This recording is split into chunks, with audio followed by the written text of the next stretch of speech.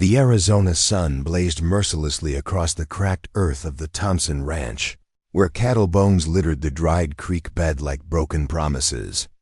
Jacob Thompson clutched a telegram in his weathered hands for closure in 30 days.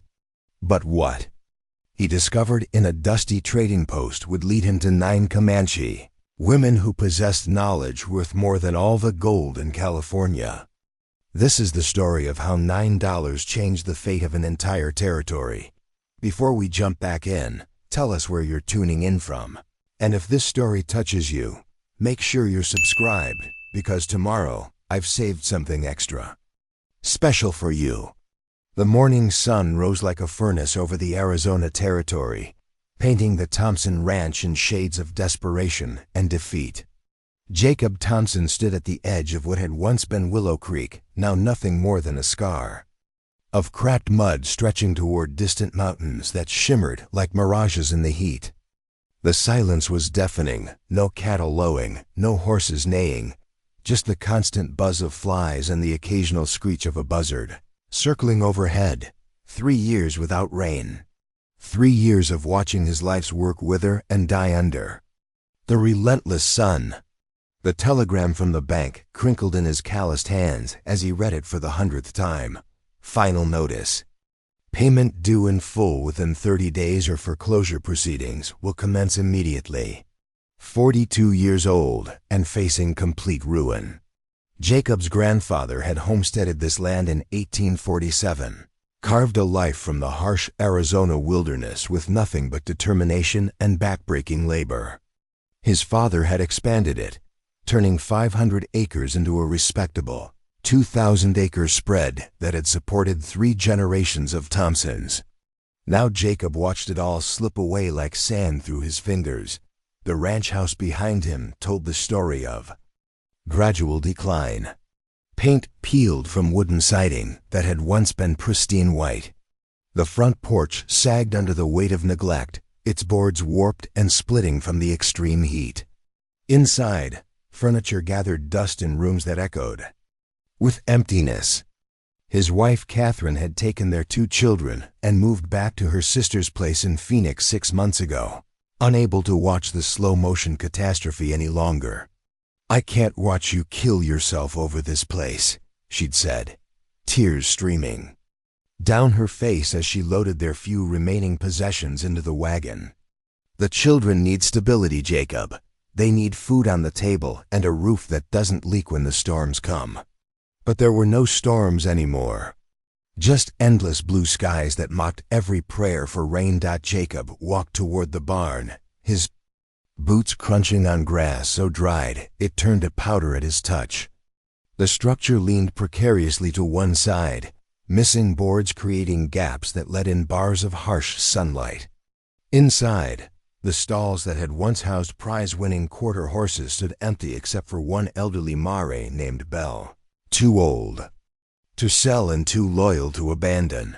The mare whickered softly as he approached, nuzzling his shoulder with the gentle affection of an old friend. Jacob stroked her neck, feeling the prominence of ribs beneath her dull coat. Even with rationed feed, keeping her alive was becoming increasingly difficult. "What are we going to do, girl?" he whispered into her mane. "How did it all go so wrong? So fast?" The answer lay in the ledger book he kept in the ranch office, its pages filled with increasingly desperate calculations. The drought had started gradually, a mild winter with little snow, a spring with scattered showers instead of the usual heavy rains. By the 2nd year, it was clear something fundamental had shifted in the weather patterns. Wells that had never run dry began to fail. Springs that had flowed for decades dwindled to muddy seeps, then disappeared entirely. Jacob had sold off his cattle in waves, first the older animals, then the breeding stock, finally even the young calves that represented future hope. Each sale brought a little more time, a few more months to pray for rain that never came. He'd mortgaged the land twice, borrowed against equipment that was now worthless without water to make it productive. Neighboring ranches told the same story. The Patterson spread to the east had been abandoned 3 months ago. its owners retreating to relatives in California. The Morrison family to the west had sold out to speculators from back east who planned to wait for better times. Everywhere Jacob looked, he saw the bones of dreams bleaching in the sun. Standing in the barn, surrounded by the ghosts of better days, Jacob made a decision that would have seemed impossible just a year earlier. He would ride to Copper Creek Trading Post, sell Bell for whatever he could get, and use the money for one last desperate gamble. Not on cattle or equipment or any of the conventional investments that had failed him before, but on information. Old-timers around Copper Creek sometimes spoke in whispers about the Comanche knowledge of water. Stories passed down through generations, told of Indian shamans who could find springs in the desert, who understood the secret language of underground rivers that white men couldn't even imagine. Most dismissed these tales as superstition, the desperate fantasies of people who refused to accept that some land was simply too harsh to sustain human life. But Jacob had reached the point where superstition seemed more reliable than science, where ancient wisdom appeared more trustworthy than modern techniques. The government surveyors had declared his region unsuitable for agriculture due to insufficient water resources. The railroad engineers had routed their lines around the area, claiming there wasn't enough groundwater to support their steam engines. Every expert who'd examined his situation had reached the same conclusion. This land was finished, yet the Comanche had lived here for centuries before white settlement, had thrived in this same harsh environment without deep wells or irrigation systems. They'd known something that had been lost in the rush to impose European farming methods on American soil. The ride to Copper Creek took 4 hours through landscape that looked like the surface of an alien planet. Cracked earth stretched in every direction, broken only by the occasional scrub brush or the skeletal remains of what had once been cottonwood trees. The trading post sat at the intersection of two dusty trails, a ramshackle collection of wooden buildings that served the scattered ranchers, miners, and drifters who still clung to life in this unforgiving region. Silas Garrett, the trading post owner, was a man whose ethics had been worn down by years of frontier living. He dealt in everything, from legitimate supplies to stolen goods, asked few questions, and maintained the kind of flexible morality that frontier commerce often required. When Jacob rode into the dusty yard, Garrett emerged from the shadows of his store like a vulture sensing carrion. "Jacob Thompson," he called out, his voice carrying false cheerfulness. "Haven't seen you in months. Heard times have been tough. Out your way." "Times have been tough everywhere," Jacob replied, dismounting from Belle and tying her reins to the hitching post. "I need to sell the horse." Garrett circled the mare with the practiced eye of a man who made his living evaluating other people's desperation. His assessment was brutal, but accurate. Belle was old, thin, and represented the last asset of a man with no other options. "She's got some years left in her," Garrett said diplomatically. "But the market for horses is pretty soft right now. Lots of folks selling, not many buying. I could give you $15, and that's being generous. $15 for a horse that had been worth $200 in better times." Jacob felt something crack inside his chest, but he nodded acceptance. $15 was enough for supplies to last another week, maybe 2 if he was careful. "There is something else," Garrett continued, glancing around to make sure they weren't overheard. "Something that might interest a man in your particular situation. Got some merchandise in the back that I'm looking to move quickly. Special circumstances." If you understand my meaning. Jacob understood perfectly. Garrett was talking about human trafficking, the buying and selling of people that flourished in the lawless spaces between territories where federal authority was thin and local law enforcement was often corrupt or non-existent. "I'm not in the market for that kind of trouble," Jacob said. But Garrett was already walking toward the rear of the trading post. "Just take a look," the man insisted.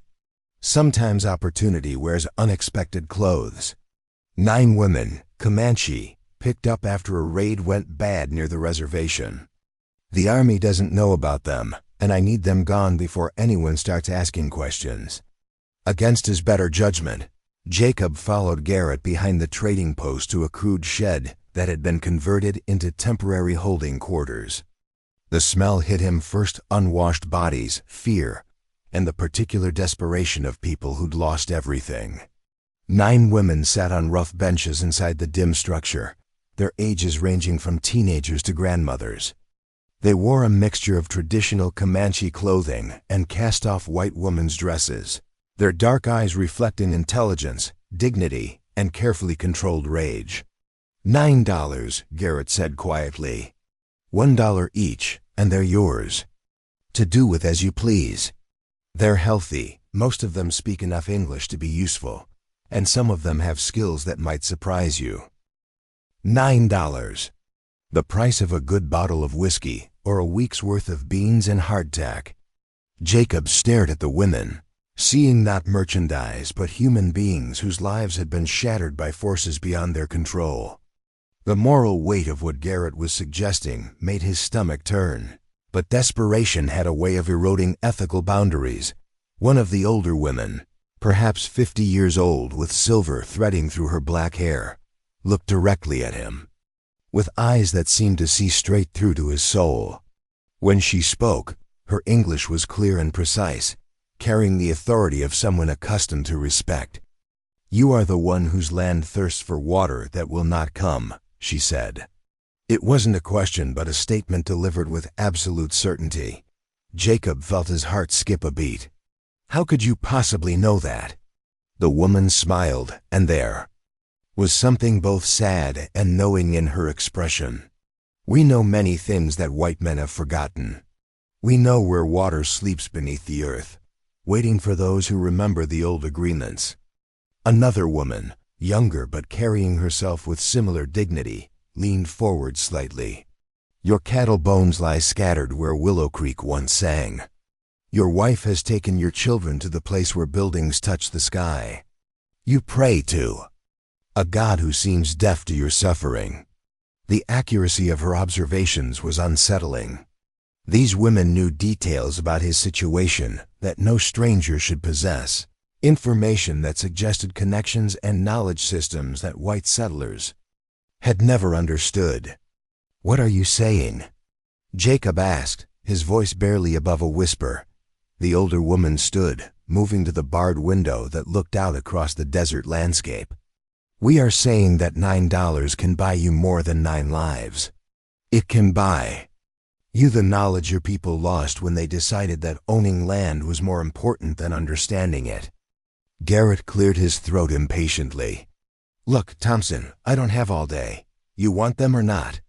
There's other buyers interested, men who aren't as particular about working conditions as you might be." The threat was clear. If Jacob didn't purchase these women, they would be sold to someone who would treat them as property rather than people. The moral equation was complex and painful, but the alternative was worse than the compromise. Jacob reached into his pocket and pulled out 9 wrinkled dollar bills, nearly half of what he'd received for Belle. The money felt heavy in his hand, weighted with implications he was only beginning to understand.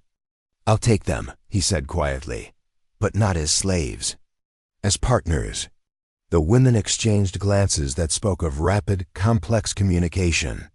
The older woman who'd first spoken stepped forward, extending her hand in a gesture that bridged cultural boundaries.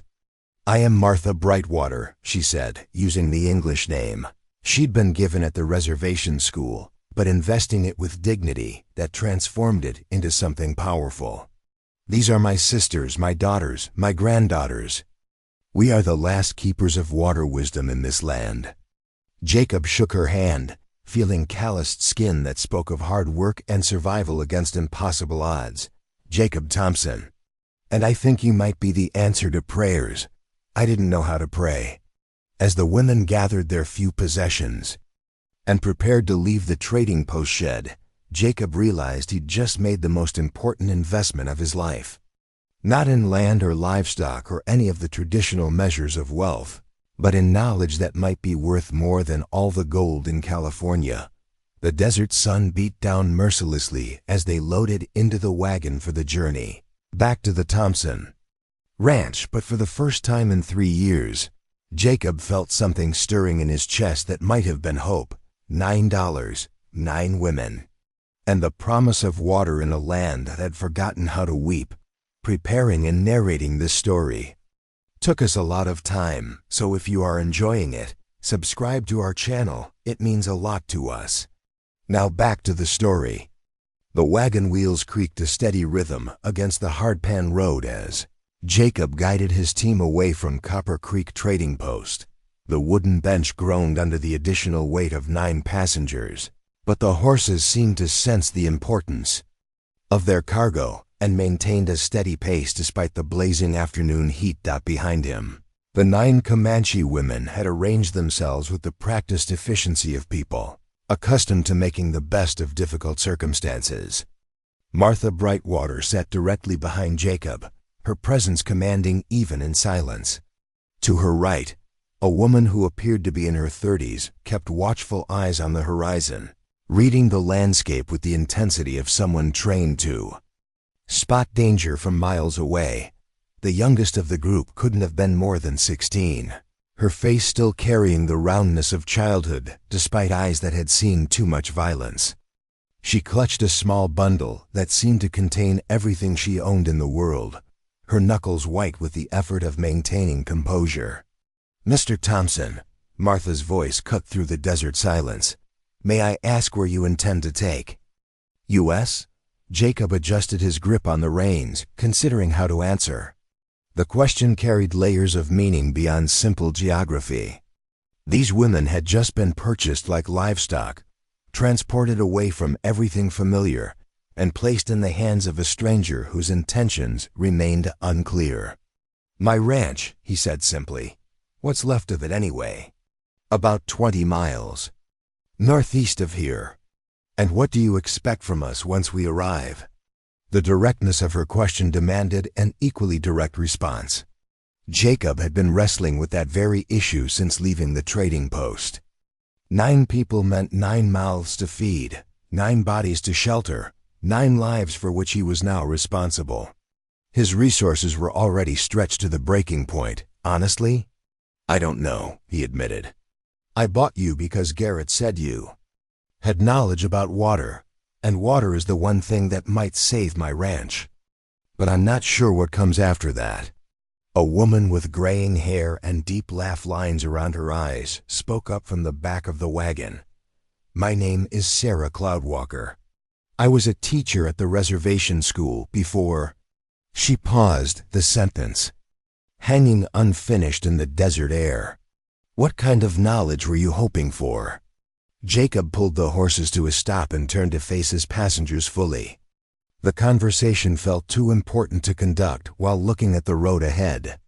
"My family has been trying to ranch this land for 3 generations.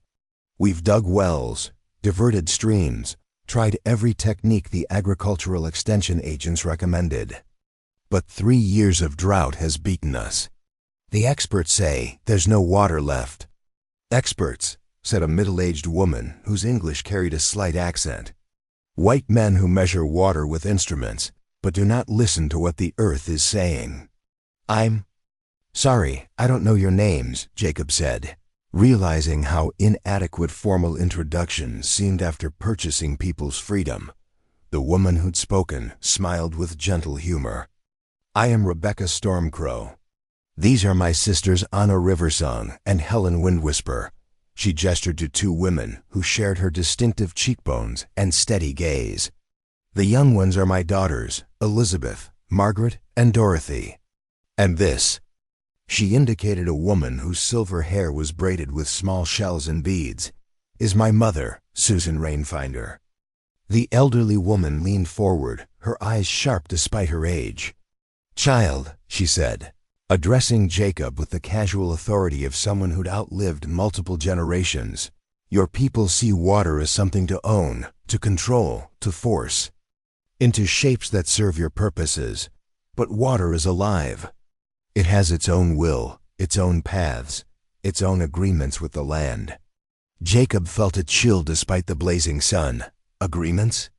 Long before your grandfather claimed this land, my people. Lived here for countless generations. We knew where the deep springs flowed, which directions the underground rivers traveled, how to read the signs that told us where water waited for respectful hands. Martha nodded, picking up the thread of explanation. The drought you speak of, it is not simply an absence of rain. It is the land's response to being treated as an enemy rather than a partner. The concept challenged everything Jacob thought he understood about farming and ranching. Modern agriculture was based on conquest, forcing the land to produce what you wanted through technology, chemistry, and brute force. The idea that the land itself might be a participant in the relationship, with preferences and responses of its own, seemed almost mystical. You're saying the land is angry? He asked carefully. Not angry, Susan Rainfinder corrected gently. Tired, your people. Take and take, but never give back. You dig deep holes to steal water from the earth's bones. You plant crops that drink more than the sky provides. You run cattle in numbers greater than the grass can feed. The land grows weary of such treatment. Anna Riversong pulled a small leather pouch from her belongings and opened it to reveal what looked like ordinary dirt and small stones. This soil, she said, letting a handful run through her fingers, is not dead earth waiting to be conquered. It is a living community of countless beings, each with their own purpose. She held up a tiny fragment of root. This connects to others like it, forming networks that stretch for miles underground. When these networks are healthy, they guide water to where it is needed. When they are broken by plowing and chemicals, the water becomes lost, confused. The explanation was unlike anything Jacob had learned from agricultural textbooks or government pamphlets. Modern farming treated soil as an inert medium for holding plants upright and storing nutrients. The possibility that it was a complex living system with its own intelligence seemed revolutionary. How do you know all this? He asked. Rebecca smiled. How do you know that your heart beats or your lungs breathe? Some knowledge lives in the body, passed down through generations of watching and listening. My grandmother taught me. Her grandmother taught her, back to the beginning of memory. As they resumed their journey toward the ranch, the women began sharing stories that painted a picture of the land utterly different from Jacob's understanding. They spoke of underground rivers that flowed according to seasonal patterns established over millennia, of springs that appeared and disappeared based on ceremonies and treatments that maintained cosmic balance, of plants that served as living barometers for subsurface water conditions. The cottonwoods that grew along your creek, Martha said, their roots reached down more than 50 feet to touch the deep waters. When you cut them down to make pasture, you severed connections that had taken decades to establish. Jacob remembered his father clearing those trees when he was a boy, proud of creating more grazing land for their expanding herd. At the time, it had seemed like progress, replacing useless trees with productive grassland. Now he wondered what other connections they'd unknowingly destroyed in their eagerness to improve the land. The artesian well near your house, Susan Rainfinder continued, her eyes closed as if seeing something invisible to the rest of them. It stopped flowing not because the water is gone, but because the paths have been confused. The water waits below, searching for the old channels that were disturbed. You can see our ranch from here? Jacob asked, amazed. They were still more than 10 miles away, and the women had never been to his property before. The old woman opened her eyes and smiled. I see with more than these old eyes, child. Water calls to water, and those who know how to listen can hear its voice across great distances. Elizabeth, the youngest of the group, spoke for the first time since leaving the trading post. The water wants to help you, she said in clear, unaccented English. But first you must learn to help the water. The profound simplicity of her statement silenced the wagon. Jacob felt something shift in his understanding, a fundamental reordering of assumptions he'd carried his entire life. Instead of fighting the drought, perhaps he needed to cooperate with it. Instead of forcing water to serve his purposes, maybe he needed to serve water's purposes. What would that look like? He asked quietly. Helen Windwhisper, who had been silent throughout the journey, finally spoke. It begins with apology. The land holds memory of every injury, every disrespect. Before healing can begin, there must be acknowledgement of harm done. You want me to apologize to dirt? To the spirits of this place, Martha corrected. 2. The beings whose homes were destroyed when the trees were cut. To the water that was stolen from its natural paths. To the plants and animals that were driven away to make room for cattle. The concept felt foreign to Jacob's Presbyterian upbringing, which taught that the earth was given to man for dominion and use. Yet something about the women's certainty, their absolute confidence in knowledge systems that had sustained life in this harsh environment for centuries, made him willing to consider possibilities he'd never imagined. As the sun began its descent toward the western horizon, the familiar outline of the Thompson Ranch buildings appeared in the distance. The sight that had once filled Jacob with pride now seemed like an indictment, weathered structures standing defiantly in a landscape they'd never learned to understand. Home, he said, though the word felt different now, laden with new questions about what home really meant. Martha studied the approaching ranch with the intense focus of someone reading a complex document. The house sits on ground that was once a meeting place, she observed. Many peoples came here to trade, to celebrate, to resolve disputes. It was chosen for its proximity to the deep springs. There are no springs near the house, Jacob protested. Not anymore, Susan Rainfinder agreed sadly.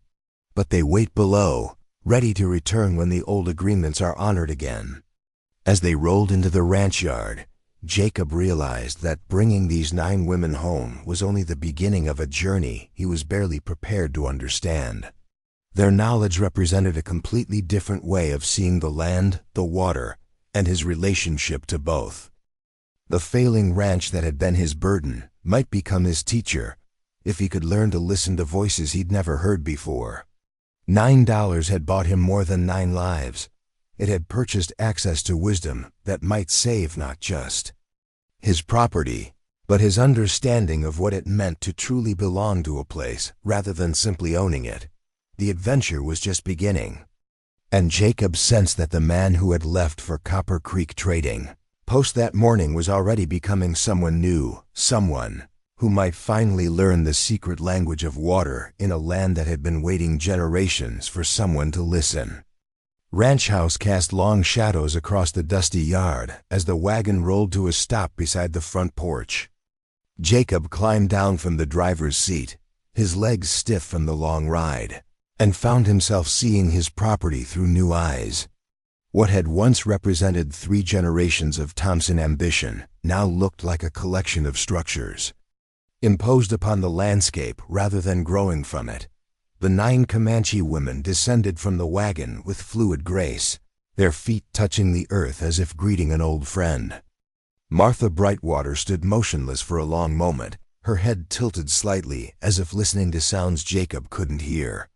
The other women spread out across the yard, each moving with purpose toward different areas of the ranch. Something is wrong here, announced Dorothy, Rebecca Stormcrow's youngest daughter, her voice carrying the certainty of youth unburdened by diplomatic considerations.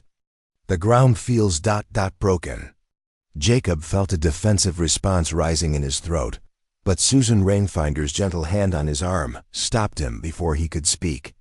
The child speaks truth, the elderly woman said softly. But broken things can be mended by those who understand how they were damaged. Sarah Cloudwalker had walked to the edge of what had once been the main vegetable garden, where Catherine had grown tomatoes, beans, and squash in better times. Now it was nothing but cracked earth surrounded by a fence that enclosed emptiness. She knelt and pressed her palms flat against the soil, closing her eyes in concentration. The earth here remembers abundance, she said without opening her eyes. But it also remembers poison. chemical fertilizers that fed the plants, but starved the soil creatures, pesticides that killed friends along with enemies. Anna Riversong had made her way to the defunct well beside the barn, its wooden cover warped and splitting from years of neglect. She removed the cover and peered down into the darkness, then called something in Comanche to her sisters. The response was immediate. Several women converged on the well, speaking rapidly in their native language. "What are they saying?" Jacob asked Martha. "They are confirming what we suspected during the journey. The water has not disappeared. It has been driven away by practices that broke the natural partnerships." Margaret, Rebecca's middle daughter, had discovered the irrigation channels Jacob's father had dug to redirect seasonal runoff toward the pastures. The concrete-lined ditches that had once carried precious water now contained nothing but sand and debris. She traced their path with her finger, following the artificial waterway back toward the dry creek bed. "These channels," she called out, "they cut across the natural flow patterns." The water became confused, lost its way trying to follow paths that made no sense. Jacob walked over to join her, looking down at engineering that had once represented the height of modern water management. His father had been proud of those irrigation channels, convinced they demonstrated superior planning and technological advancement over the primitive methods used by previous inhabitants. "My father spent 3 summers building those ditches," Jacob said defensively. "They worked perfectly for 20 years. "They worked," Margaret agreed. "But at what cost? Look there." She pointed to areas where the concrete channels intersected with what appeared to be subtle depressions in the natural landscape. "These are the old pathways, carved by water over thousands of years. Your father's channels forced the water to fight its own nature." Helen Windwhisper had climbed the slight rise behind the house where a few gnarled mesquite trees still survived. From her elevated position, she surveyed the entire ranch property with the systematic attention of someone conducting a medical examination. When she finally returned to the group, her expression was grave. "The damage is extensive," she announced, "but not irreversible. However, restoration will require more than just changing how you manage the land. It will require changing how you think about your relationship to it." Elizabeth, the youngest of the group, had been exploring the abandoned corral where Jacob's horses had once grazed. She returned carrying a handful of plants that looked like weeds to Jacob's untrained eye. "These volunteers are trying to heal the soil," she explained, showing him tiny shoots emerging from what appeared to be barren ground. "But they cannot succeed alone." The systematic assessment continued through the afternoon as each woman applied her particular expertise to understanding the ranch's condition.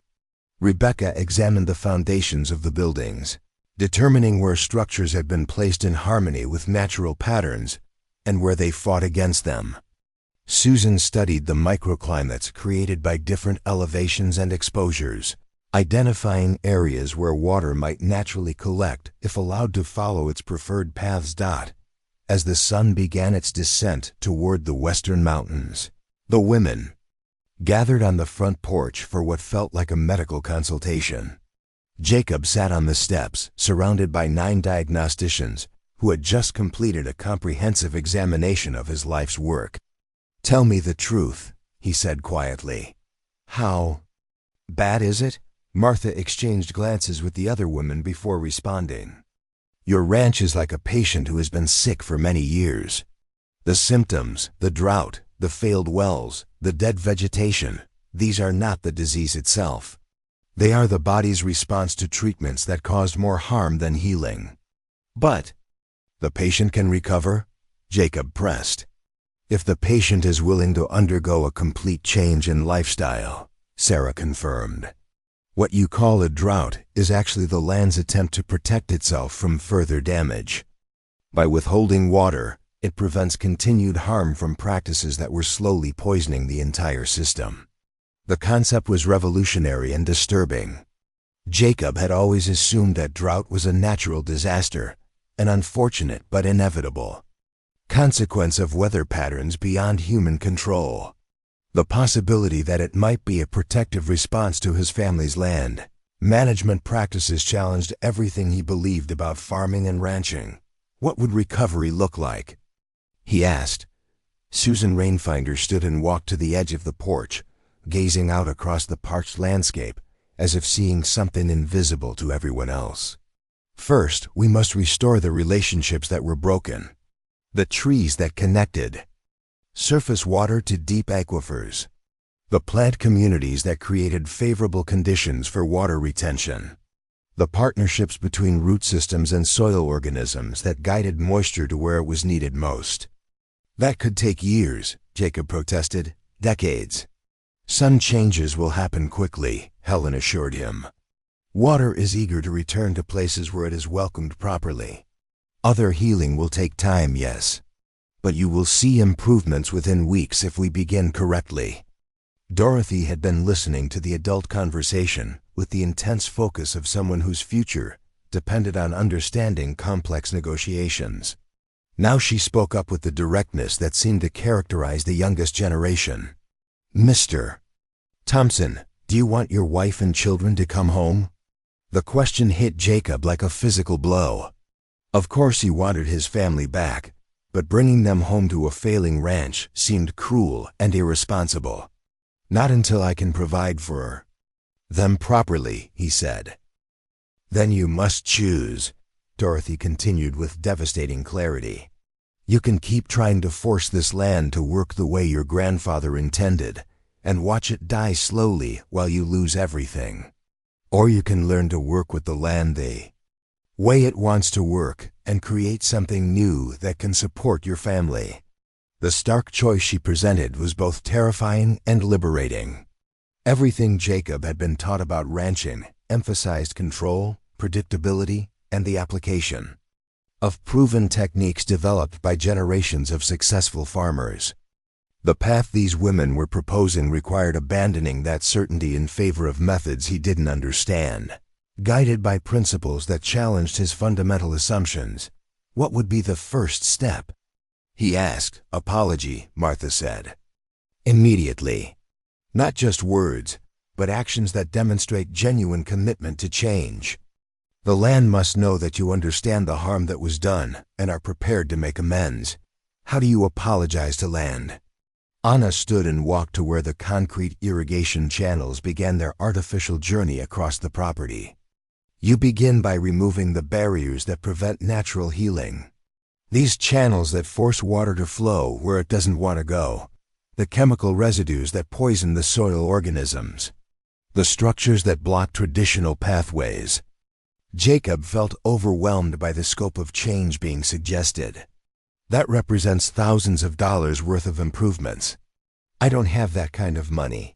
Money is not the primary requirement, Rebecca assured him. Labor, yes. Time, yes. But not necessarily cash.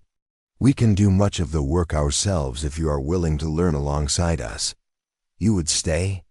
Help me restore the ranch? The women exchanged glances that spoke of rapid, complex communication. Finally, Martha responded. For the group, we have nowhere else to go. The reservation offers survival but not life.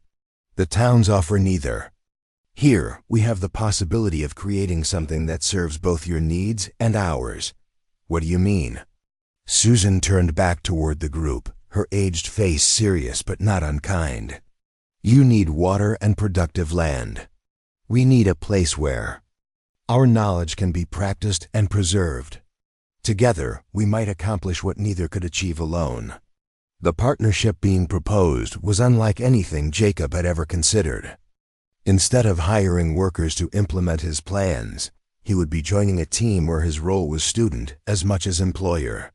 Instead of owning the land while others worked it, he would be sharing stewardship with people whose understanding of the property might exceed his own. There is something else you must understand, Helen said gravely. The methods we are describing, they will attract attention. Other ranchers will want to know why your land is recovering while theirs continues to fail.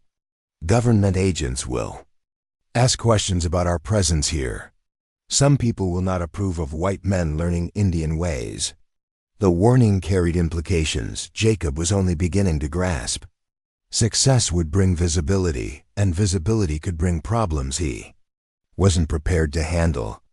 But failure meant losing everything anyway, and at least this path offered hope. As darkness settled over the ranch, and the women prepared to make camp in the barn, Jacob sat alone on his porch considering the choice that lay before him. Behind him lay 3 generations of Thompson history, traditional methods that had worked until they stopped working.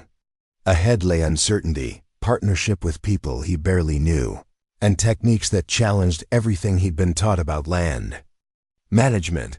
The desert night brought coolness and the first stars, but also sounds that reminded him of how alone he'd become.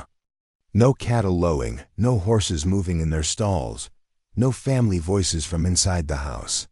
Just the vast silence of a land that had stopped supporting the life he'd tried to impose upon it. Tomorrow would bring the first real test of whether $9 lives could begin the transformation of both his ranch and his understanding of what it meant to be a steward rather than a conqueror of the earth. Dawn broke over the Thompson ranch with a coolness that would disappear within hours, replaced by the familiar furnace heat that had become the defining characteristic of Jacob's existence. He emerged from the house to find the 9 Comanche women already gathered in a circle near the dried creek bed, their voices weaving together in a chant that seemed to make the morning air itself vibrate with purpose. Martha Brightwater stood at the center of the circle, holding what appeared to be a carved wooden bowl filled with water. The liquid caught the early sunlight, creating patterns of light that danced across the women's faces as they sang. Jacob approached slowly, reluctant to interrupt what was clearly a sacred ceremony, but Martha gestured for him to join them. "Today, we begin the healing," she announced as the chanting faded to silence. "But first, the land must know that we come in the proper spirit, with the correct intentions." Susan Rainfinder stepped forward, carrying a small leather pouch that contained what looked like ordinary dirt mixed with dried plant materials. "This soil comes from a place where the water still flows freely," she explained to Jacob. "It carries the memory of how healthy land should function.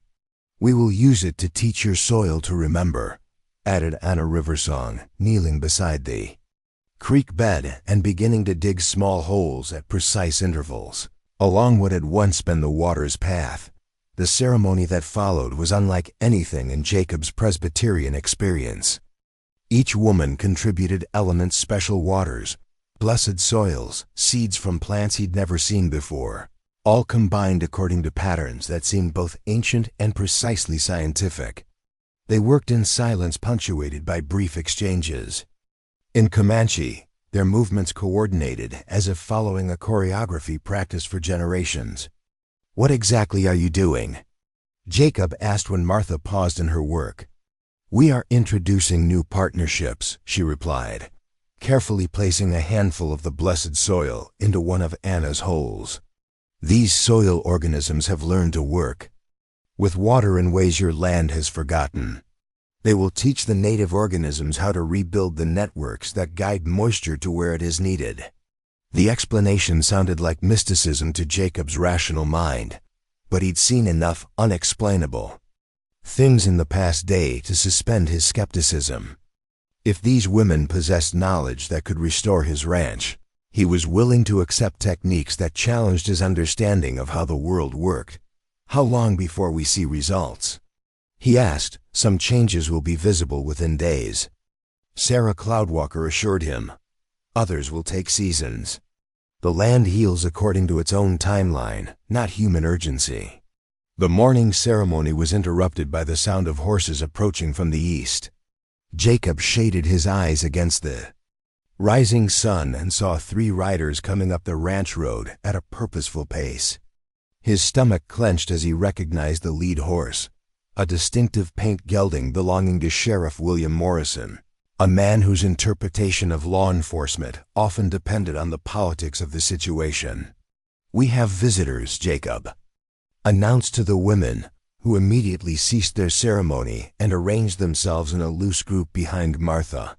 Their body language shifted from spiritual focus to defensive alertness, suggesting they'd learned to be wary of unexpected.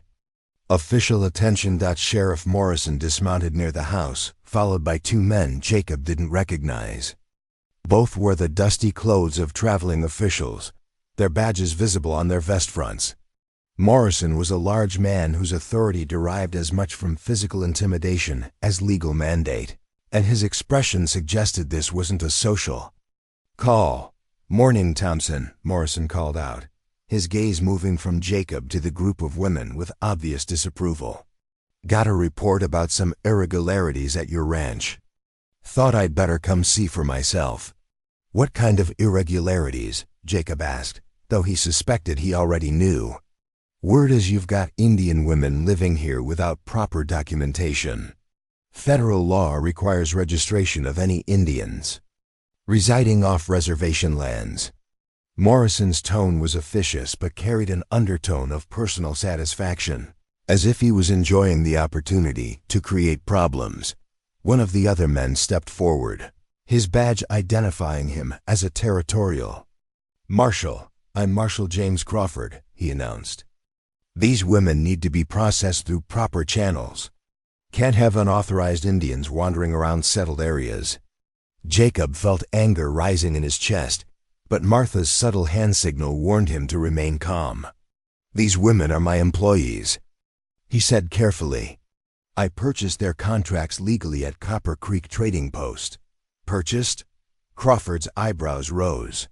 "You mean you bought slaves?" "That's been illegal for quite some time, Mr. Thompson." The accusation hung in the desert, air like a challenge. Jacob realized he'd walked into a legal trap. Admitting to purchasing people could be interpreted as slave trading, but claiming they were free workers raised questions about why they needed to be processed at all. "I paid for their transportation and provisions," Jacob clarified. "They're free to leave anytime they choose. Is that so?" Morrison turned toward the women. "Any of you ladies want to tell me about your employment arrangements?" Martha stepped forward with the dignity of someone accustomed to facing hostile authority. "We choose to be here," she said clearly. "Mr. Thompson has offered us work and shelter in exchange for our knowledge of land management. The arrangement benefits everyone involved."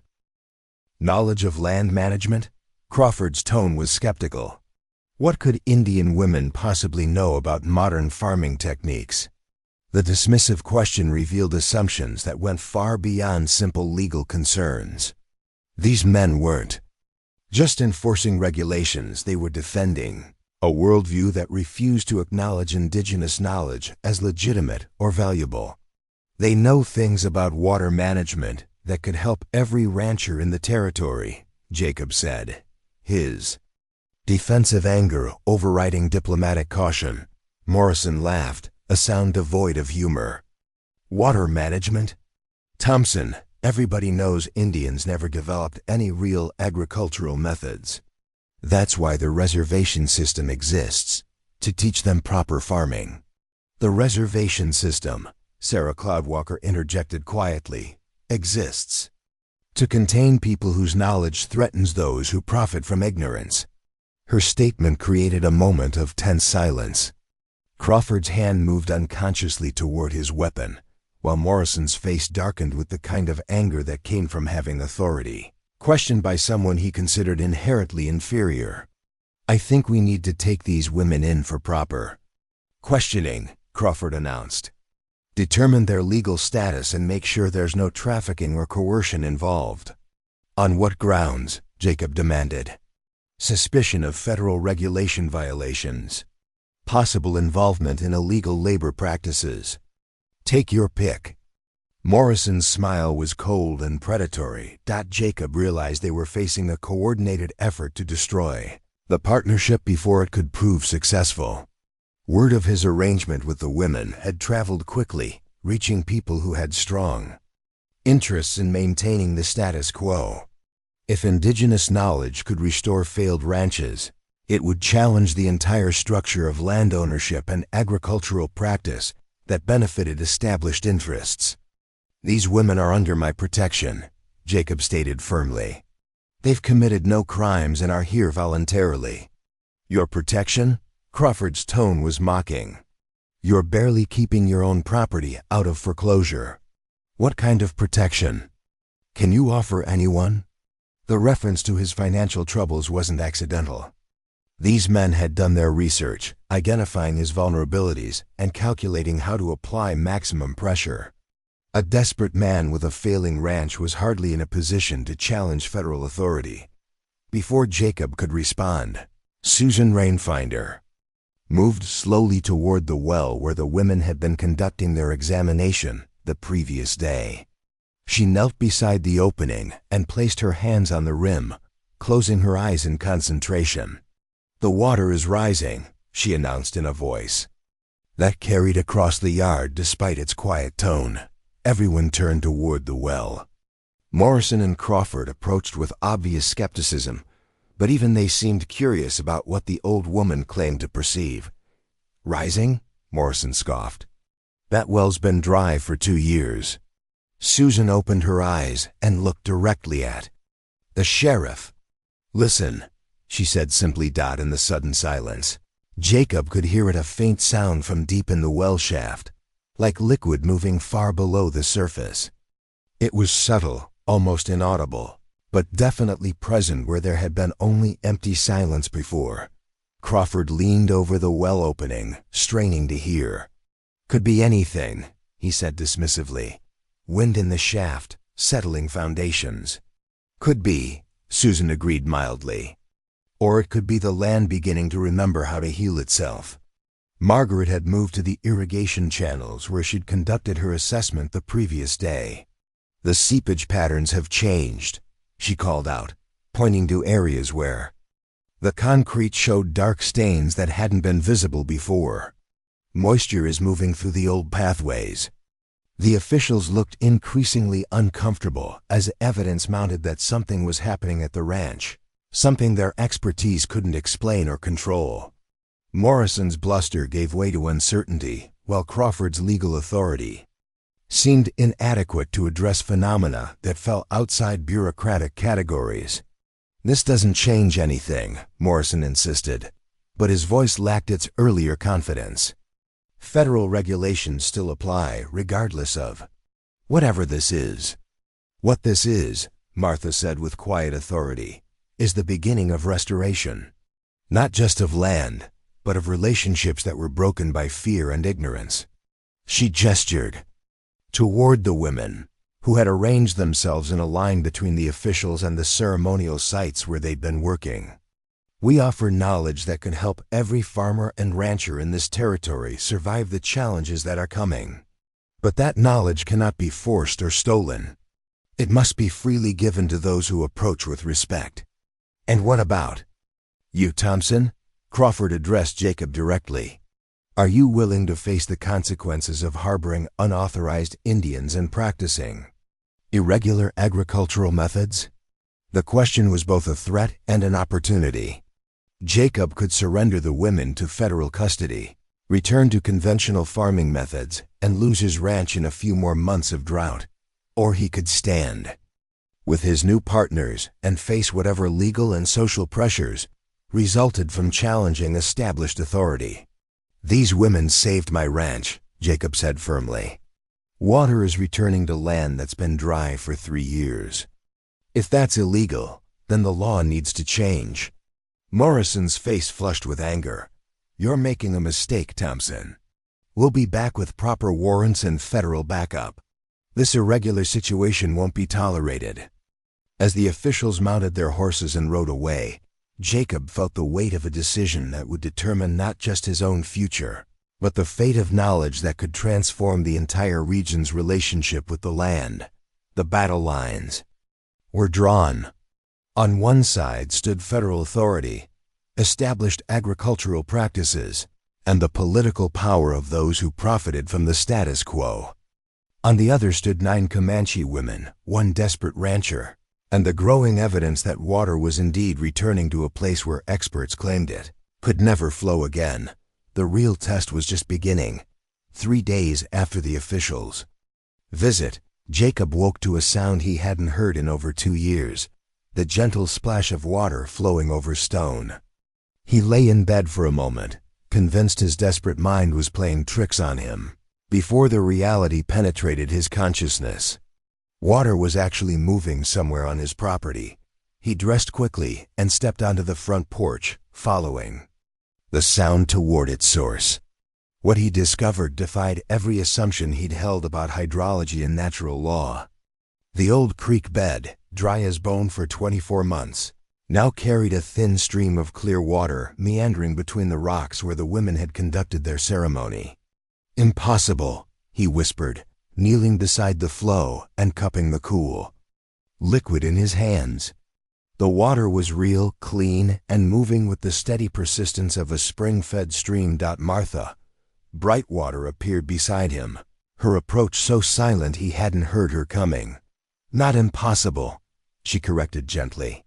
"Inevitable, once the proper relationships were restored." "But where is it coming from?"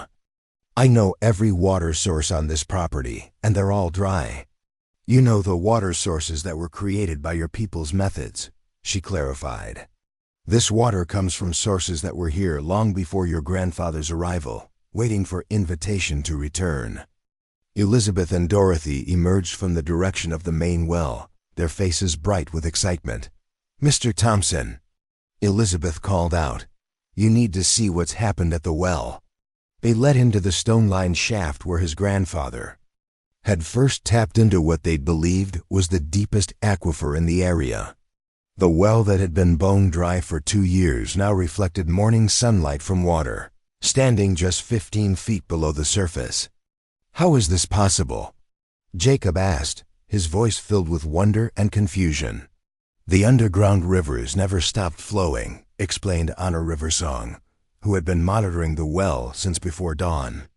"They simply found new paths when the old ones were blocked. Our ceremony helped them remember the original channels." Dorothy knelt beside the well and lowered a bucket on the rope that hadn't been used in months. When she hauled it up, the container was full of clear, sweet water that tasted better than anything Jacob remembered from his childhood. The aquifer was always there, Sarah Cloudwalker observed, joining the group around the well. "But your family's activities, the deep drilling, the chemical treatments, the disruption of root systems that guided water flow, they confused the natural processes." Jacob shook his head in amazement. 3 years of hiring experts, drilling deeper wells, consulting with government engineers. Nobody told me the problem might be that we were working against the water instead of with it. "Your experts," said Helen Windwhisper, "were trained in methods that assume conflict between human needs and natural systems. They never learned that cooperation might be more effective than conquest." The morning brought additional discoveries. The seepage patterns Margaret had identified in the old irrigation channels had developed into actual flow, creating small streams that watered areas that had been barren desert just days before. Plants that had seemed dead were showing new growth, their roots reaching toward moisture that was returning through pathways invisible to conventional understanding.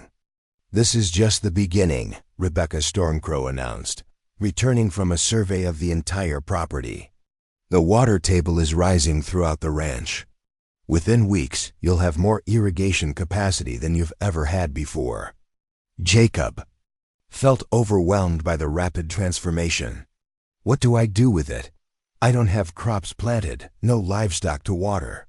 I'm not prepared for abundance after planning for scarcity."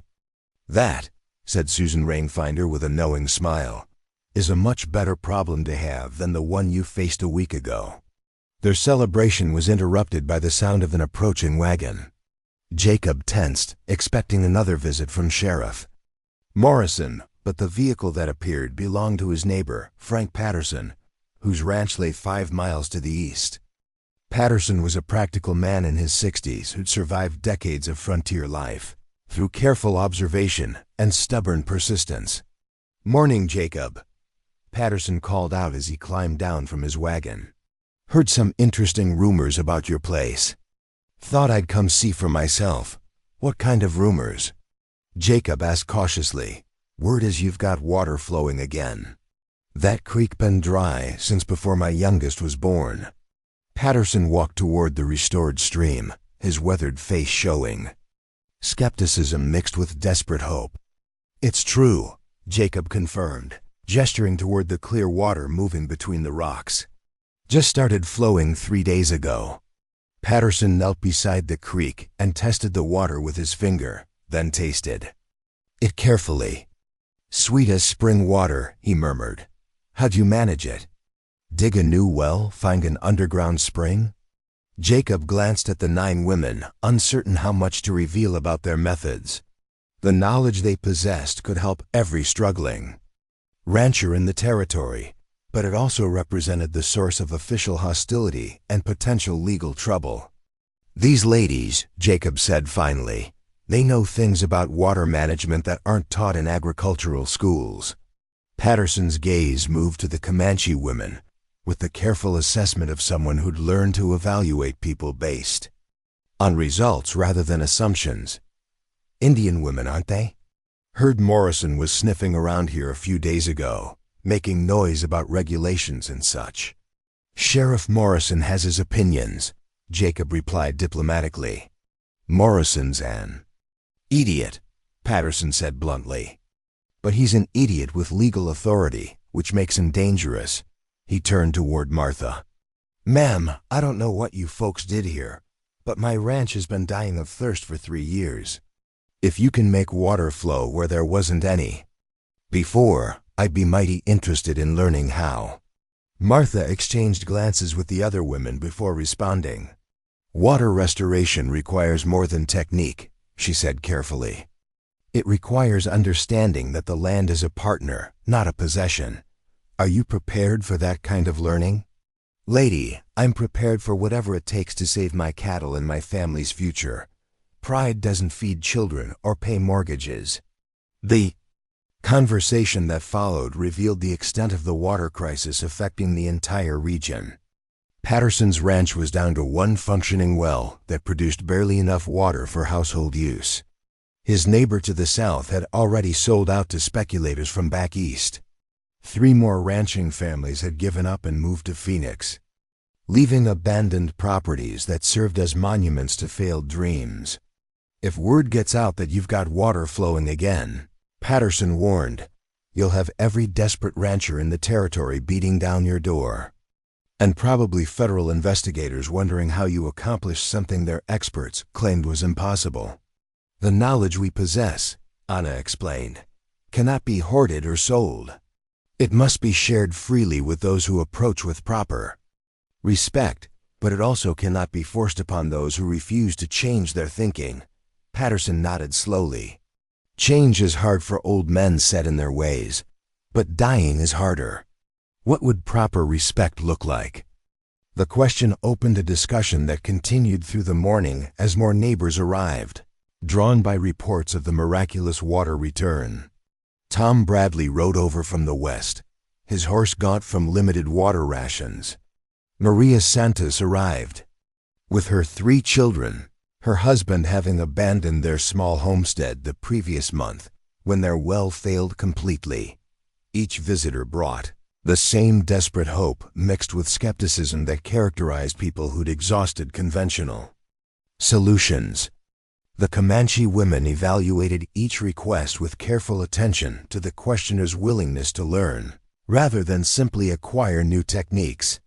"This isn't about teaching you better ways to dig wells or install pumps," Helen explained to the growing group. "This is about developing a completely different relationship with the land and water. It requires humility, patience, and genuine respect for natural systems." "How long does it take to learn?" asked Bradley, his desperation evident in every word. "That depends," Sarah replied, "on how quickly you can unlearn the assumptions that created the water crisis in the first place." As the day progressed, an informal alliance began to form among the gathered ranchers. United by shared need and mounting evidence of the women's effectiveness, they started discussing practical matters of mutual support and protection. "Morrison won't let this go," Patterson observed. "He's got political connections that go clear back to the territorial capital. If he decides these ladies represent some kind of threat to established order, he'll find ways to cause serious trouble." "What kind of trouble?" Jacob asked. "Federal charges, trumped-up violations, maybe even claims of inciting Indian uprising. Depends how creative he wants to get." Patterson's expression was grim, but he's also got weaknesses. "Man's been taking money from land speculators who want to buy up failed ranches for cents on the dollar. If water starts returning to properties they plan to acquire cheap, their whole scheme falls apart." The revelation added another layer to the conflict they were facing. Opposition to the women's knowledge wasn't just about prejudice or bureaucratic inflexibility, it was about protecting economic interests that profited from the region's water crisis. "Then we need to move quickly," Maria Santos interjected. "If this knowledge can save our properties, we need to learn it before Morrison can stop us. And we need to document everything," Bradley added. "Photographs, measurements, witness statements. Build a record that proves these methods work, regardless of what officials might claim." As afternoon shadows lengthened across the ranch, Jacob surveyed the unlikely gathering that had formed around his restored creek. Desperate ranchers, determined women carrying ancient knowledge, and the growing evidence that solutions existed for problems that experts had declared unsolvable. The battle lines were becoming clearer. On one side stood those who profited from scarcity and failure, backed by official authority and established power structures. On the other stood a growing alliance of people united by necessity and hope, protected by results that spoke louder than regulations. Water was flowing where none had existed before.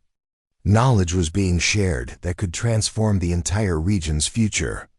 And for the first time since the drought began, Jacob felt like victory might actually be possible, but he also knew that success would bring greater challenges, as powerful interests mobilized to crush a movement that threatened their control over land, water, and the lives of everyone who depended on both. The federal agents arrived before dawn, their horses' hooves muffled by cloth wrappings that spoke of military precision and hostile intent. Jacob woke to the sound of Belle whinnying nervously in the barn, her distress serving as an early warning system that had saved his life more than once during Apache raids in his younger days. He slipped from his bed and peered through the curtains of his bedroom window, counting at least 8 mounted figures surrounding the ranch house in the gray pre-dawn light.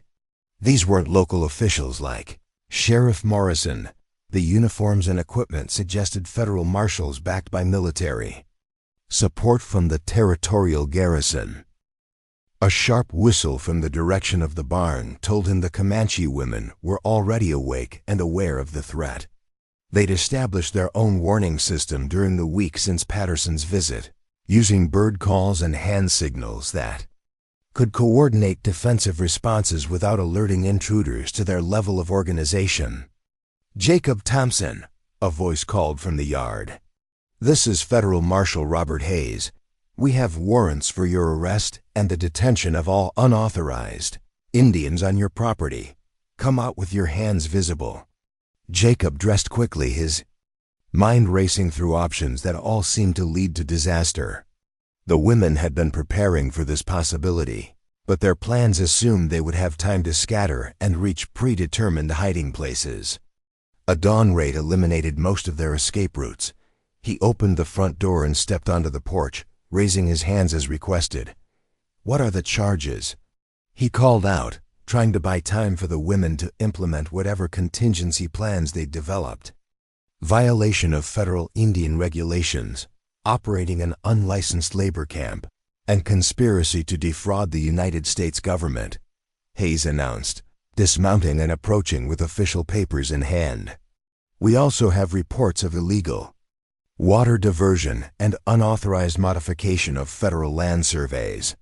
The charges were more serious than Jacob had anticipated. Federal Indian regulations carried heavy penalties, while conspiracy charges could result in years of imprisonment. The water diversion accusation was particularly troubling. It suggested they'd been under surveillance detailed enough to document the restoration work.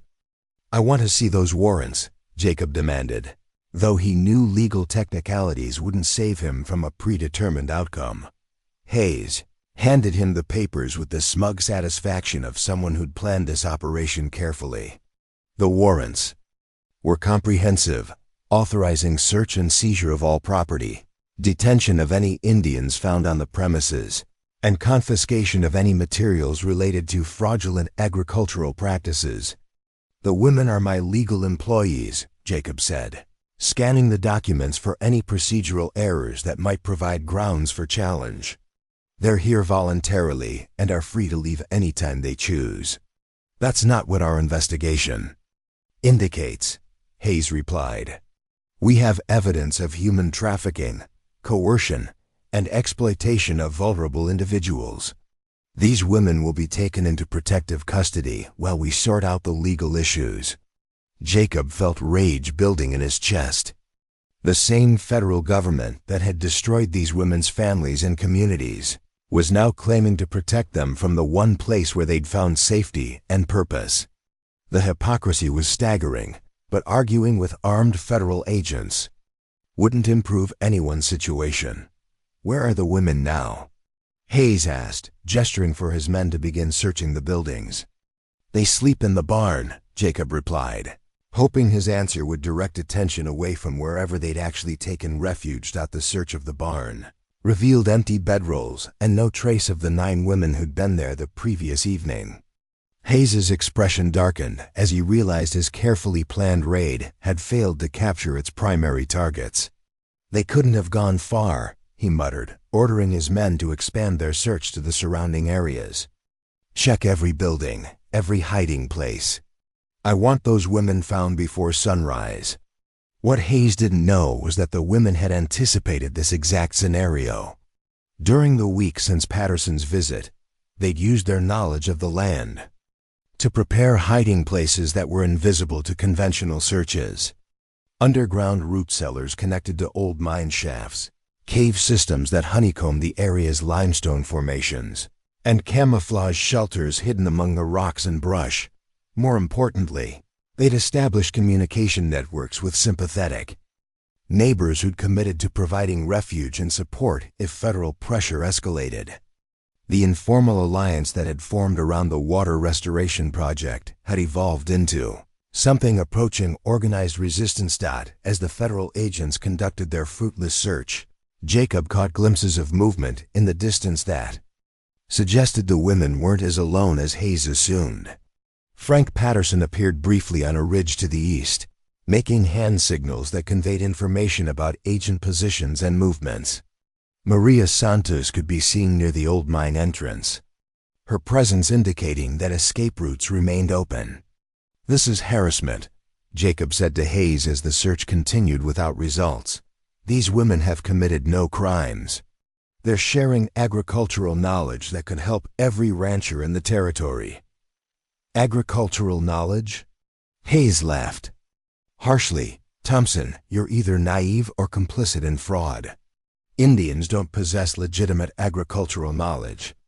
Any claims to the contrary are either superstition or deliberate deception, designed to separate desperate men from their money." The dismissive response revealed the depth of ignorance and prejudice that drove federal policy. Hayes genuinely believed that indigenous peoples were incapable of possessing valuable knowledge, which made him unable to recognize the evidence of their success that surrounded him. "Then explain the water," Jacob challenged, gesturing toward the creek that continued to flow despite the absence of any conventional water source. 3 years of drought, and now we have streams flowing where experts claimed none could exist. Hayes followed Jacob's gesture toward the restored creek, his expression shifting from confidence to uncertainty. The flowing water was undeniable, but it challenged everything he'd been told about the situation at the Thompson Ranch. Temporary seasonal flow, he said dismissively. Underground springs sometimes produce brief flows during unusual weather patterns. It doesn't prove anything about Indian agricultural methods. But Jacob could see doubt creeping into the marshal's demeanor. The man had been briefed to expect fraud and deception, not actual water flowing where none had existed before. Physical evidence was harder to dismiss than testimonial claims. "Marshal Hayes," came a call from one of the searching agents. "We found something you need to see." The agent led them to the area where the women had conducted their initial ceremony, where small garden plots had been established using traditional planting methods. What they found defied conventional understanding of desert agriculture. Plants that shouldn't have been able to survive in the harsh climate were not only growing, but thriving. Vegetables that required consistent moisture were producing abundantly, despite the arid conditions. Most remarkably, the soil itself looked different, darker, richer, teeming with life that hadn't existed there weeks before. "How is this possible?" Hayes demanded, kneeling beside tomato plants that were producing fruit in conditions that should have killed them within days. "It's possible," said a familiar voice, "because knowledge isn't limited by the prejudices of those who refuse to learn." Everyone turned to see Martha Brightwater emerging from what appeared to be solid rock, her passage through the camouflaged cave entrance so skillfully executed that she seemed to have materialized from the stone itself. She approached the group with the calm dignity of someone who had nothing to hide and nothing to fear. "Martha Brightwater," Hayes said, consulting his warrant papers. "You're under arrest for violations of federal Indian regulations and conspiracy to defraud the United States government." "I am guilty of sharing knowledge that could save lives and restore prosperity to this region," Martha replied evenly. "If that violates federal regulations, then the regulations are wrong." Before Hayes could respond, more figures emerged from various hiding places around the ranch. Not just the 8 other Comanche women, but also Frank Patterson, Tom Bradley, Maria Santos, and several other neighbors who'd been learning from the women's teaching. "You planning to arrest all of us?" Patterson asked, his weathered face showing no fear despite the federal agents' superior numbers and firepower. "Because we've all been participating in these so-called fraudulent agricultural practices." "This is a federal matter," Hayes replied, but his voice lacked its earlier confidence. "Civilian interference will not be tolerated." "Civilian interference?" Maria Santos stepped forward, her 3 children arranged behind her like a protective formation. "We're American citizens trying to save our homes and families. If that's interference, then your definition of federal authority needs revision." The standoff that developed was unlike anything in Hayes's experience. He'd expected to find isolated criminals exploiting vulnerable Indians, not a community of determined citizens defending proven agricultural methods. The presence of children among the defenders made the use of force politically problematic, while the undeniable evidence of successful water restoration undermined his justification for the raid. "These women," Susan Rainfinder announced, speaking for the first time since emerging from hiding, "possess knowledge that belongs to all people who wish to live in harmony with the land. Your government may claim authority over human beings, but it cannot claim authority over the wisdom of water and soil." "Federal law," Hayes began, but Martha interrupted him.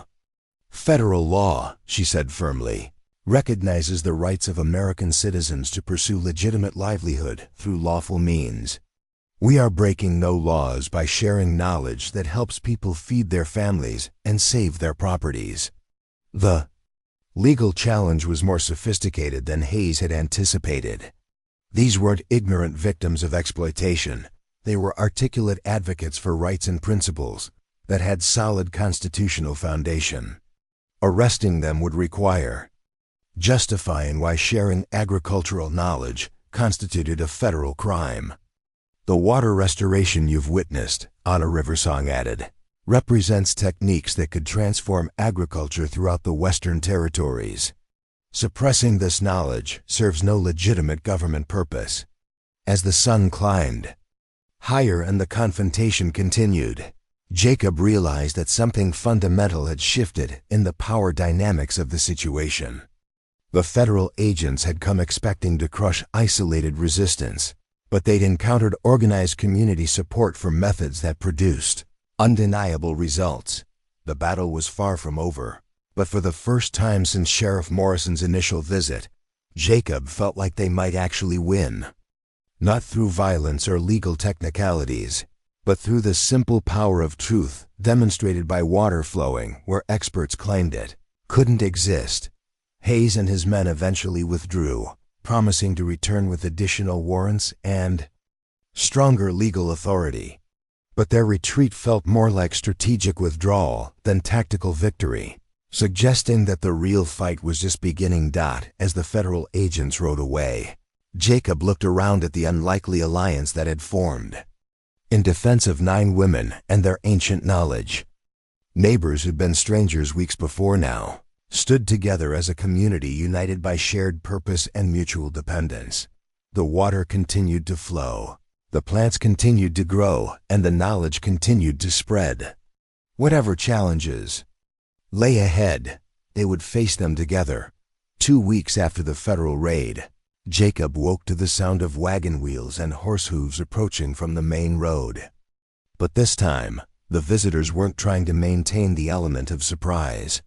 A formal procession was making its way toward the ranch. Elegant carriages, uniformed outriders, and what appeared to be a military escort befitting high-ranking government officials. From his bedroom window, Jacob counted at least 20 vehicles in the convoy, including several photographers with their bulky equipment and a wagon loaded with surveying instruments. This wasn't another raid, it was an official inspection of unprecedented scope and importance. Martha Brightwater appeared at his elbow with the silent approach that had become familiar over the past weeks. "The territorial governor," she observed, studying the approaching procession with the trained eye of someone who'd learned to read the political significance of official displays. "Governor Richardson?" Jacob asked, though he already knew the answer. The territorial capital was 300 miles away, and no official of Richardson's stature would travel such a distance without compelling reasons. "He comes because our success has become impossible to ignore," Martha replied. "Word has spread beyond the ability of local officials to contain it. Now the territory's most powerful men must decide whether to embrace change or crush it." The past 2 weeks had indeed brought developments that challenged every assumption about the water crisis and indigenous knowledge.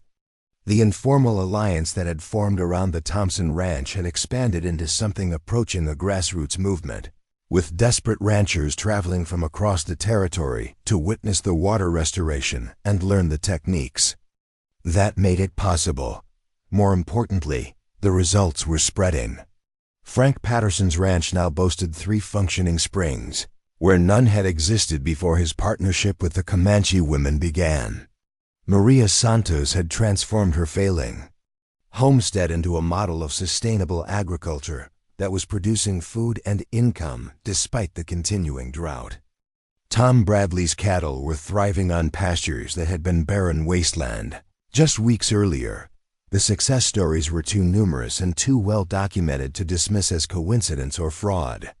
Newspaper reporters from Phoenix, Denver, and even San Francisco had arrived to investigate claims that seemed too extraordinary to believe.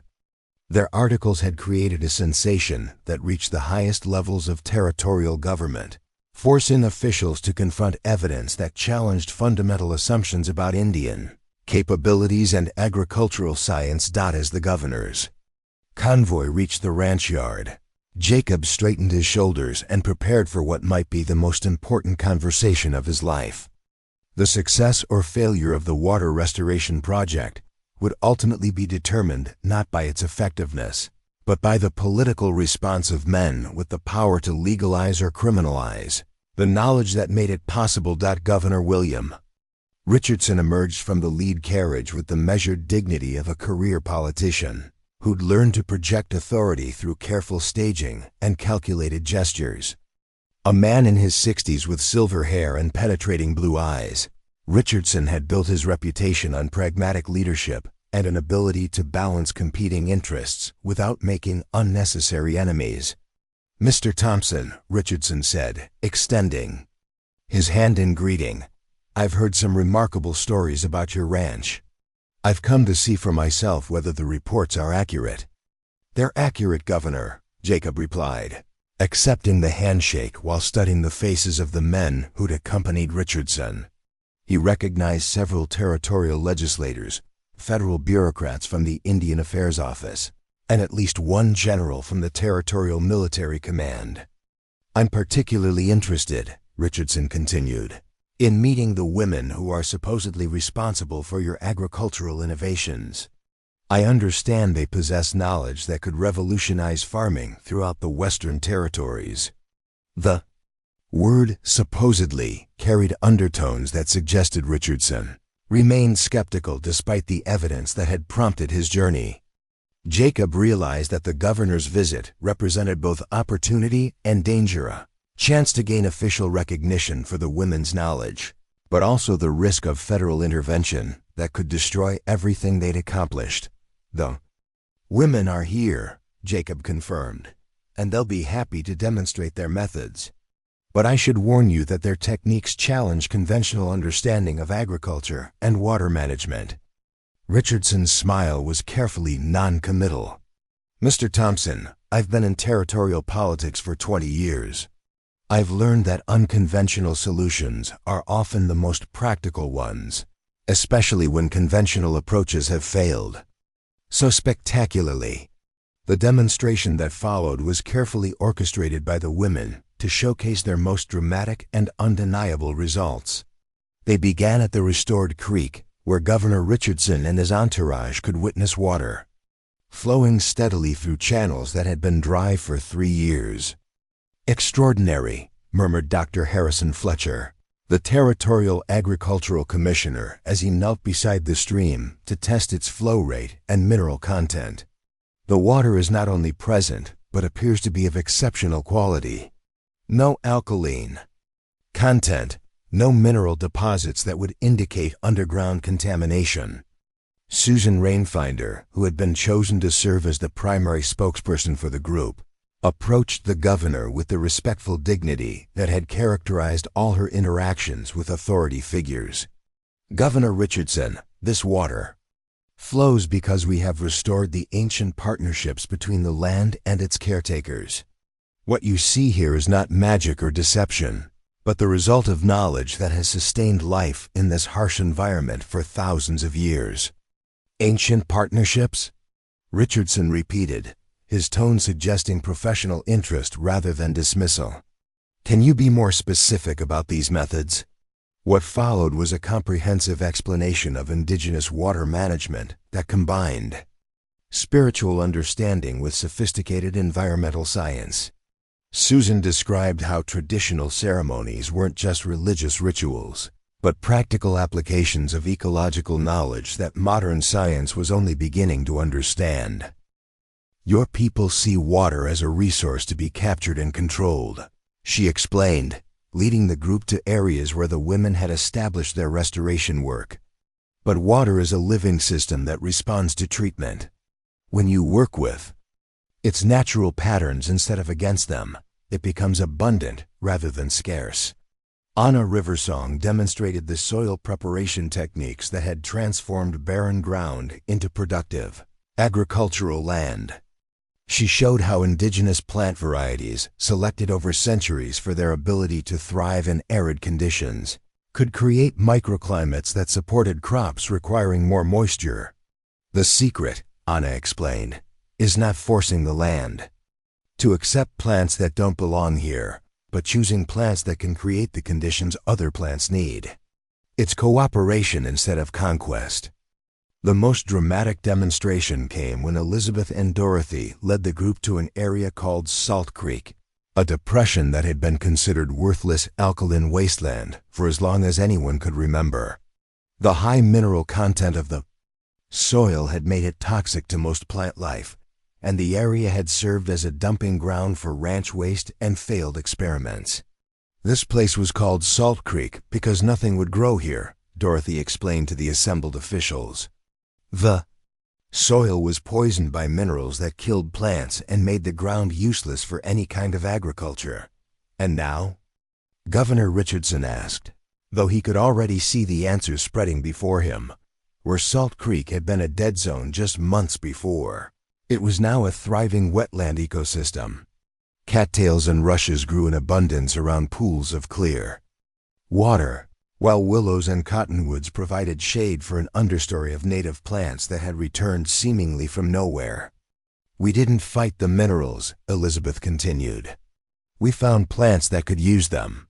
Some plants actually need high mineral content to thrive.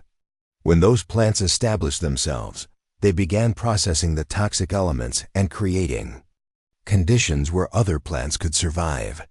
Dr. Fletcher was taking notes frantically, his scientific training warring with evidence that challenged everything he'd been taught about soil chemistry and plant biology. "This is remarkable," he admitted. "You've essentially created a functioning ecosystem from what was previously considered uninhabitable land." "Not created," Martha corrected gently, "restored. This ecosystem existed here before mining and ranching activities disrupted it. We simply helped it remember how to heal itself." The scientific implications were staggering. If indigenous knowledge could transform toxic waste into productive ecosystem, it suggested that much of the land considered worthless throughout the Western Territories might actually be capable of supporting sustainable agriculture. But it was the economic implications that captured Governor Richardson's attention. "Mr. Thompson," he said, "how much did this restoration cost? What kind of investment would be required to replicate these results elsewhere?" Jacob had been prepared for this question, having spent considerable time calculating the economics of the water restoration project.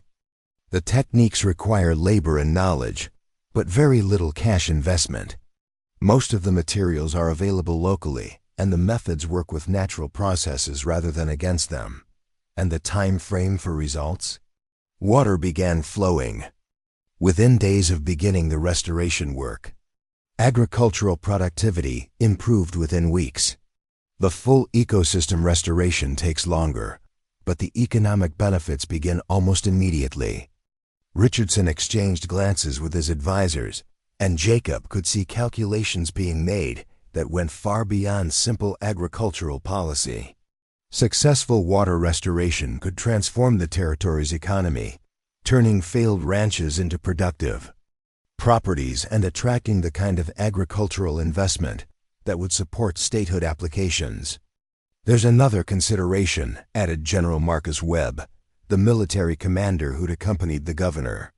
"If these techniques can restore water sources and agricultural productivity, they could eliminate much of the desperation that drives conflict between settlers and Indian tribes.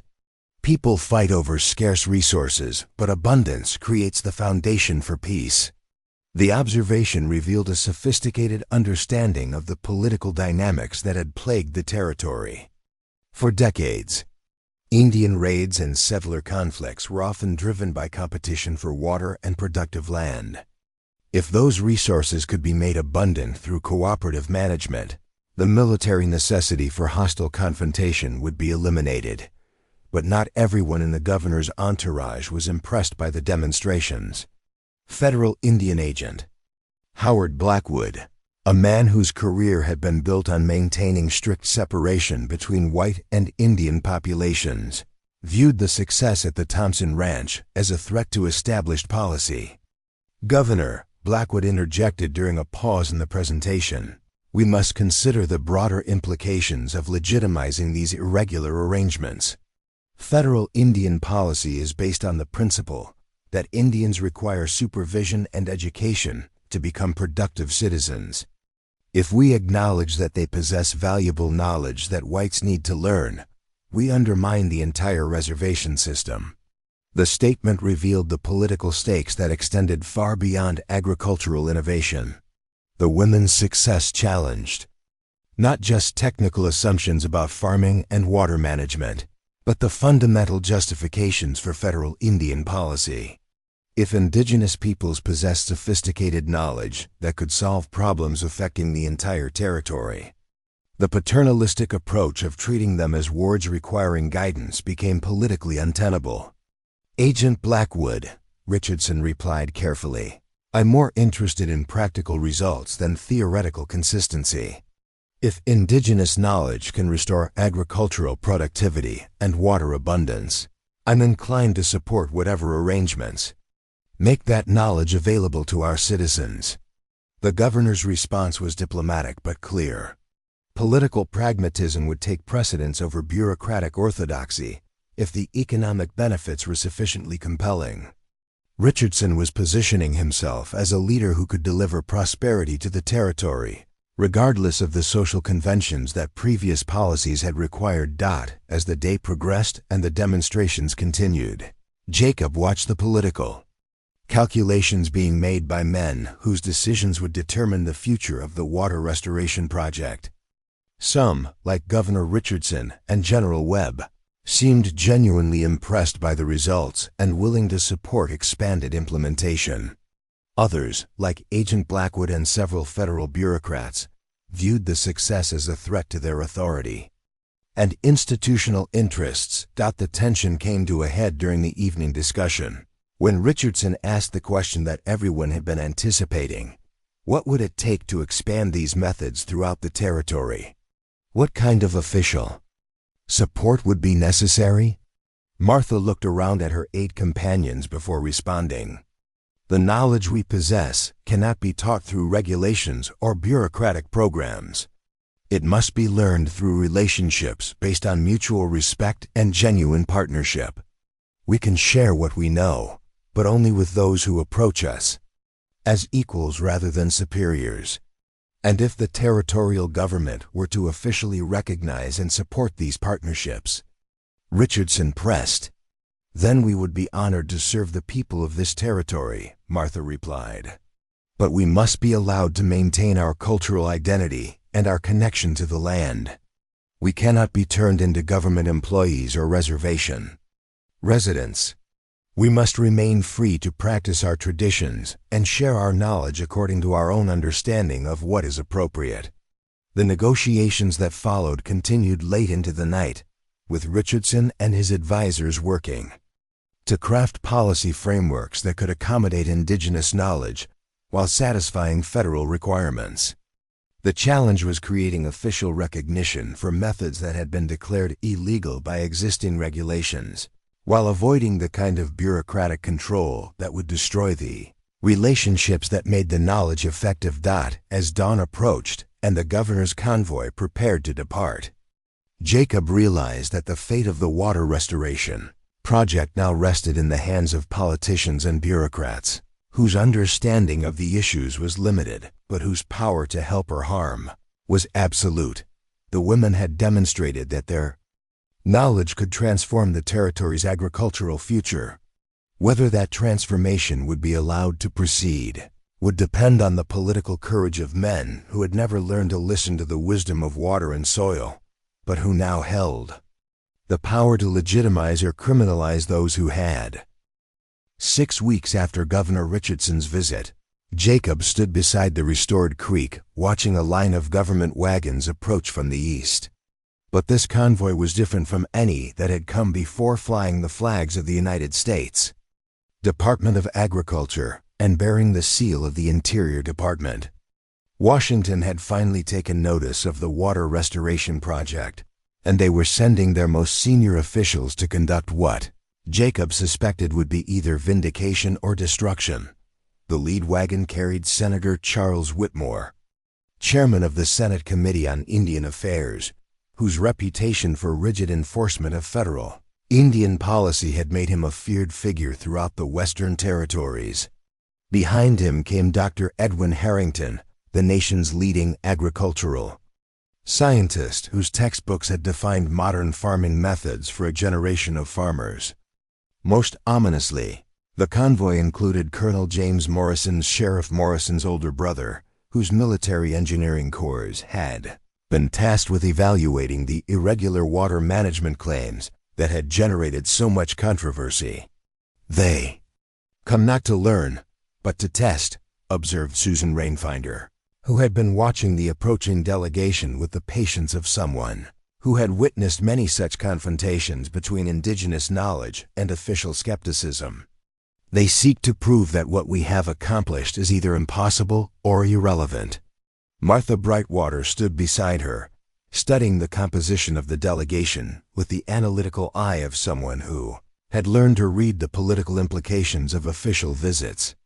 "Senator Whitmore chairs the committee that controls Indian policy funding," she noted. "If he decides our methods threaten federal authority, he has the power to classify our knowledge as illegal and our presence here as a violation of national security. The stakes could not have been higher." Success in convincing the Washington delegation would open the door to official recognition and support for indigenous water management throughout the Western Territories. Failure would result in federal intervention that could destroy not just the Thompson Ranch project, but the growing movement of ranchers and farmers who had begun implementing similar techniques on their own properties as the convoy reached the ranch yard. Jacob felt the familiar tension that came with high-stakes confrontations. But this time, he was not facing the challenge alone. The past weeks had brought allies, whose support provided both practical assistance and moral courage. Frank Patterson had arrived that morning with a wagon full of documentation, photographs, measurements, and testimonials from neighboring ranchers who had witnessed the transformation of the Thompson Ranch. Maria Santos had brought her 3 children, now healthy and thriving thanks to the abundance created by indigenous agricultural methods. Tom Bradley had ridden in from his own ranch, where water restoration had saved his cattle herd and secured his family's future. Most importantly, the 9 Comanche women had spent the morning preparing for what they understood might be their final opportunity to demonstrate the value of knowledge that had sustained their people for countless generations.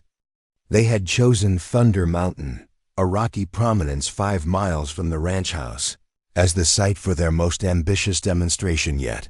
Thunder Mountain had been considered absolutely barren for as long as anyone could remember, rising 400 feet above the desert floor.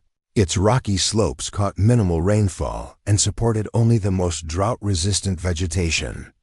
No water source had ever been found there, and the harsh terrain had made it unsuitable for any kind of agricultural development.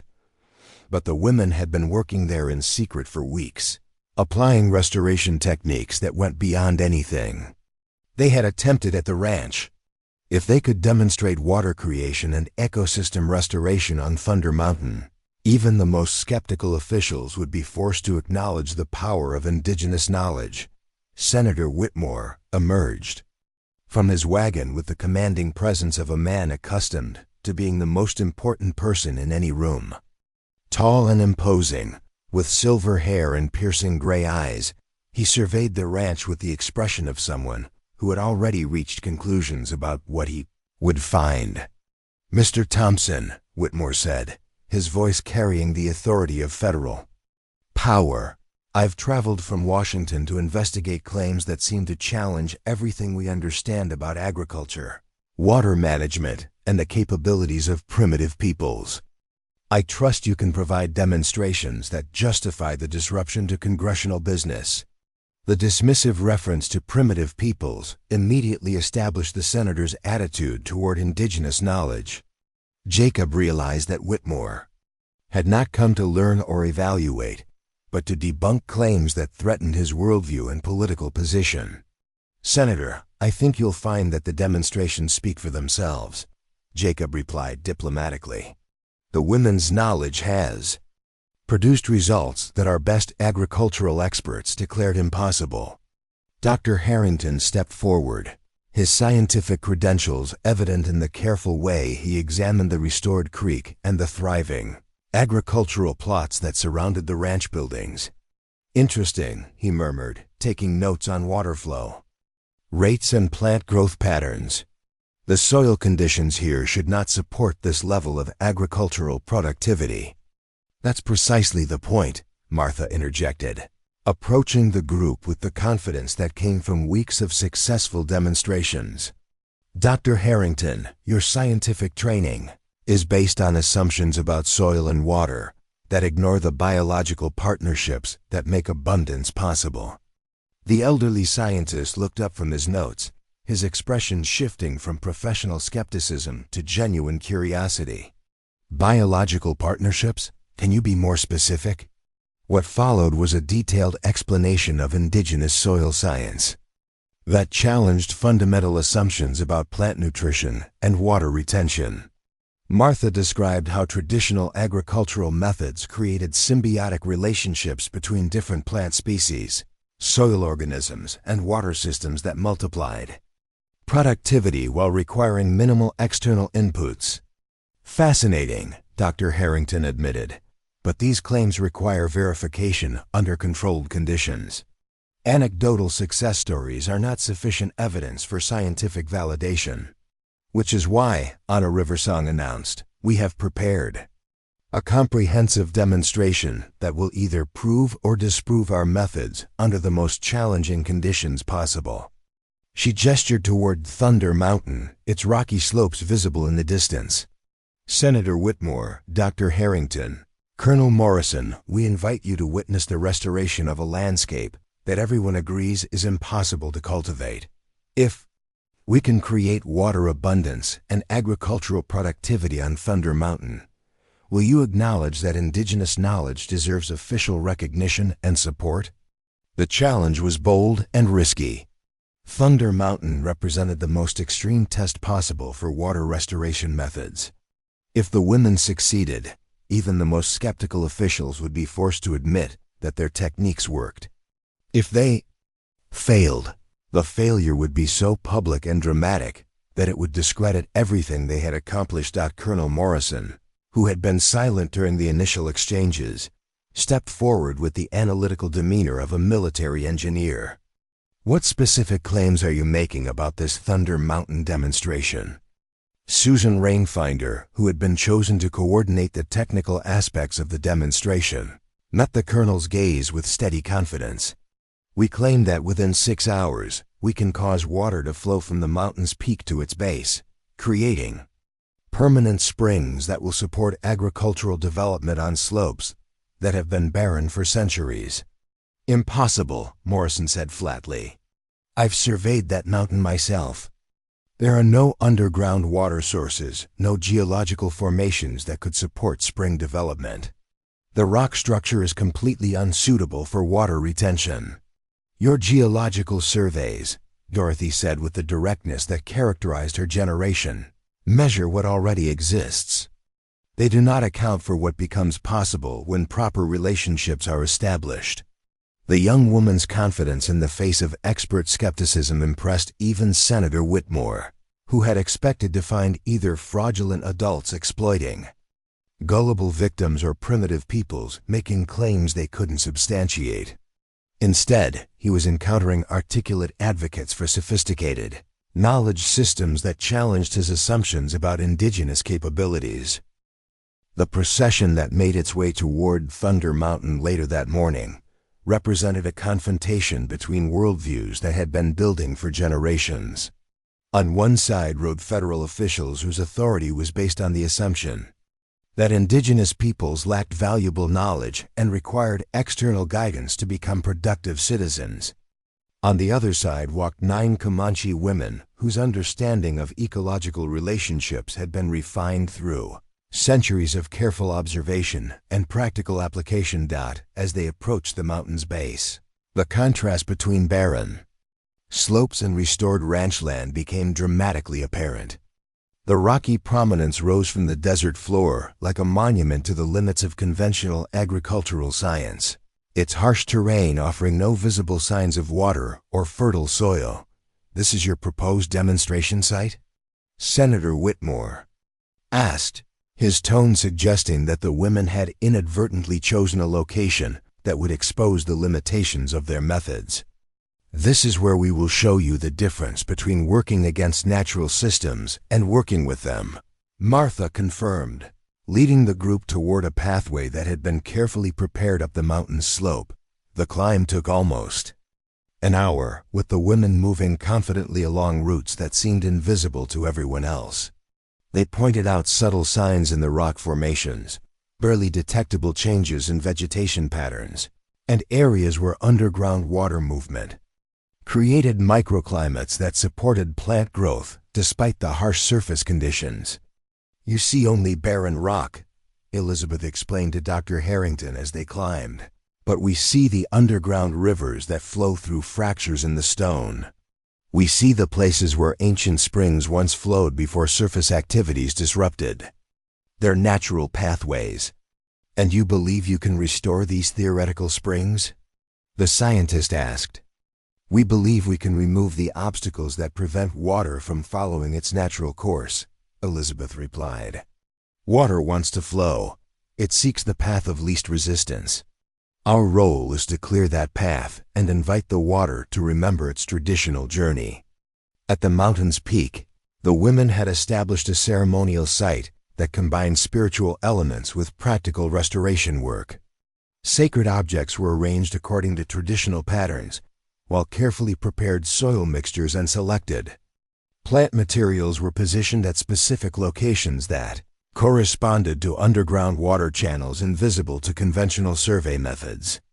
"This is where we demonstrate the difference between conquest and partnership," Martha announced to the assembled officials. "Your methods assume that natural systems must be forced to serve human purposes. Our methods assume that human purposes can be aligned with natural systems to create abundance that serves everyone." The ceremony that followed was unlike anything the federal officials had witnessed.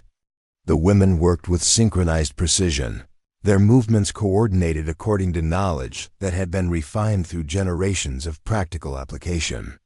They applied soil treatments to specific locations, planted carefully selected seeds at precise intervals, and conducted rituals that seemed to address the mountain itself as a living entity capable of responding to respectful treatment.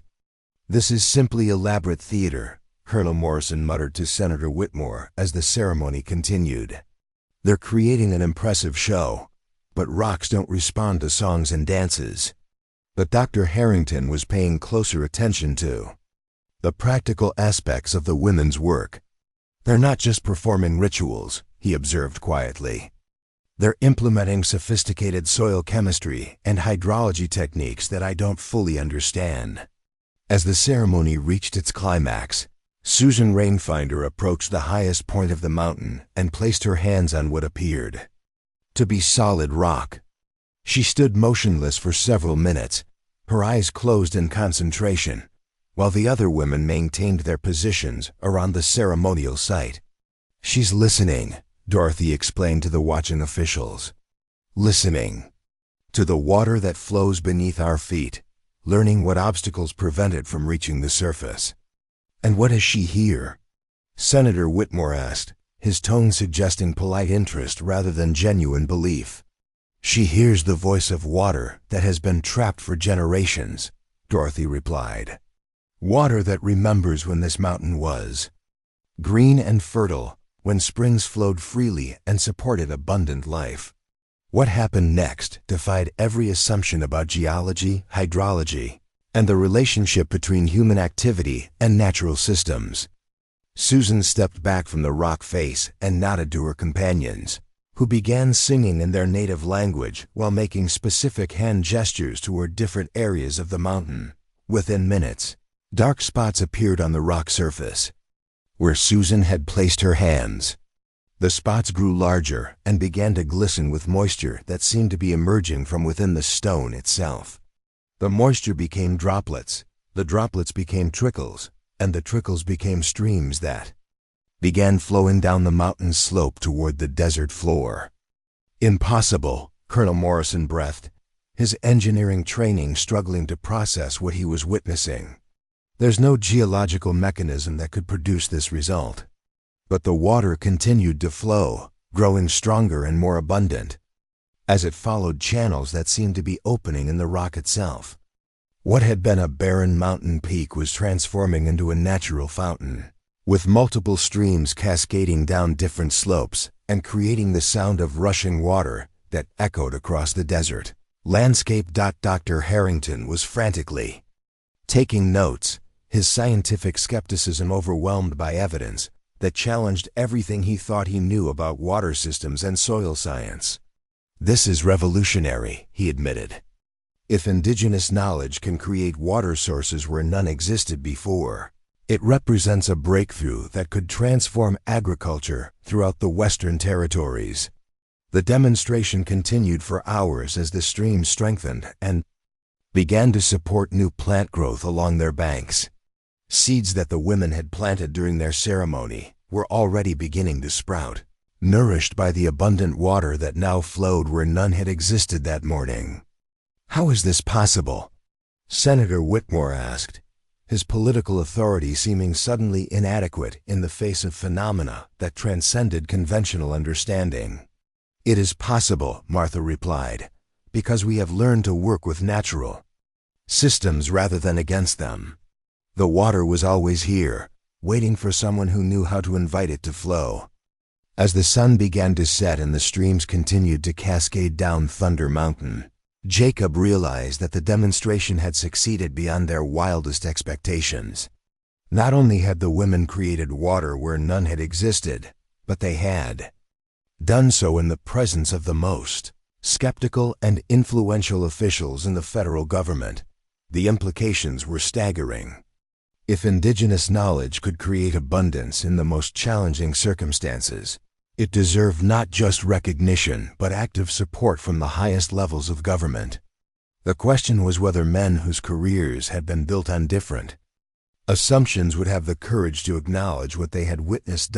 As the delegation prepared to descend the mountain, now flowing with water that would continue to support life long after they had gone, Jacob knew that the fate of indigenous knowledge and the communities that depended on it would be decided in the political conversations that followed. The women had demonstrated that their methods worked. Whether those methods would be allowed to spread throughout the territory would depend on the political courage of men who had witnessed miracles they couldn't explain, but whose power to help or harm was absolute. 3 months after the Thunder Mountain demonstration, Jacob stood on the front porch of his ranch house watching the morning sun illuminate a landscape transformed beyond recognition. Where drought had once created a wasteland of cracked earth and skeletal trees, an oasis of green abundance now stretched toward the horizon. The sound of flowing water had become so constant that he sometimes forgot how precious silence had seemed during those desperate years, when every day brought the threat of total loss. The official letter from Washington had arrived the previous week, signed by Secretary of the Interior Carl Schurz himself. The Thompson Ranch had been designated as the first federal Indigenous Knowledge Preservation Center, with Martha Brightwater appointed as its director and the 9 Comanche women officially recognized as technical consultants to the United States Department of Agriculture. More importantly, the Indigenous Water Restoration Act had passed both houses of Congress with bipartisan support. Senator Whitmore, transformed by what he had witnessed on Thunder Mountain, had become the legislation's most passionate advocate. Dr. Harrington had established a new research program at the Agricultural College, sending young scientists to learn from indigenous teachers whose knowledge had proven more valuable than decades of conventional research. "Papa," came a familiar voice from the direction of the creek. Jacob turned to see his daughter Emily running toward the house, her dress muddy from helping with the morning plant harvest. Catherine had brought the children home 2 months ago, when the ranch's prosperity had made it clear that the family's future was secure. "The water ladies say the new springs are ready for the fish," Emily announced breathlessly, using the children's affectionate term for the 9 women who had transformed their world. "Can we go see them this afternoon?" Jacob smiled, remembering his own amazement when the women had explained that their water restoration included plans for reintroducing native fish species that had disappeared from the region decades ago. Every aspect of their ecological knowledge seemed to connect to larger patterns of abundance that conventional science had never imagined. "We'll go after lunch," he promised, lifting Emily onto his shoulders. "But first we need to check on the delegation from Colorado." The Colorado delegation was the latest in a steady stream of visitors who had come to study the techniques that had transformed the Thompson Ranch. Governors, agricultural commissioners, and university researchers arrived weekly, all seeking to understand how indigenous knowledge could solve the water crises that plagued the Western Territories. Martha Brightwater had handled these visits with the patient dignity that had characterized all her interactions with official authority. She had established training programs that taught the fundamental principles of indigenous water management, while emphasizing that successful implementation required genuine respect for the wisdom of the land. Knowledge cannot be stolen or purchased, she had told the Colorado delegation during their arrival ceremony. It must be earned through relationship, through demonstrated commitment to the well-being of all living things. Those who approach with humility and respect will find teachers ready to share. Those who approach with arrogance and greed will find only disappointment. The success of the Thompson Ranch had created a movement that was spreading throughout the Western Territories.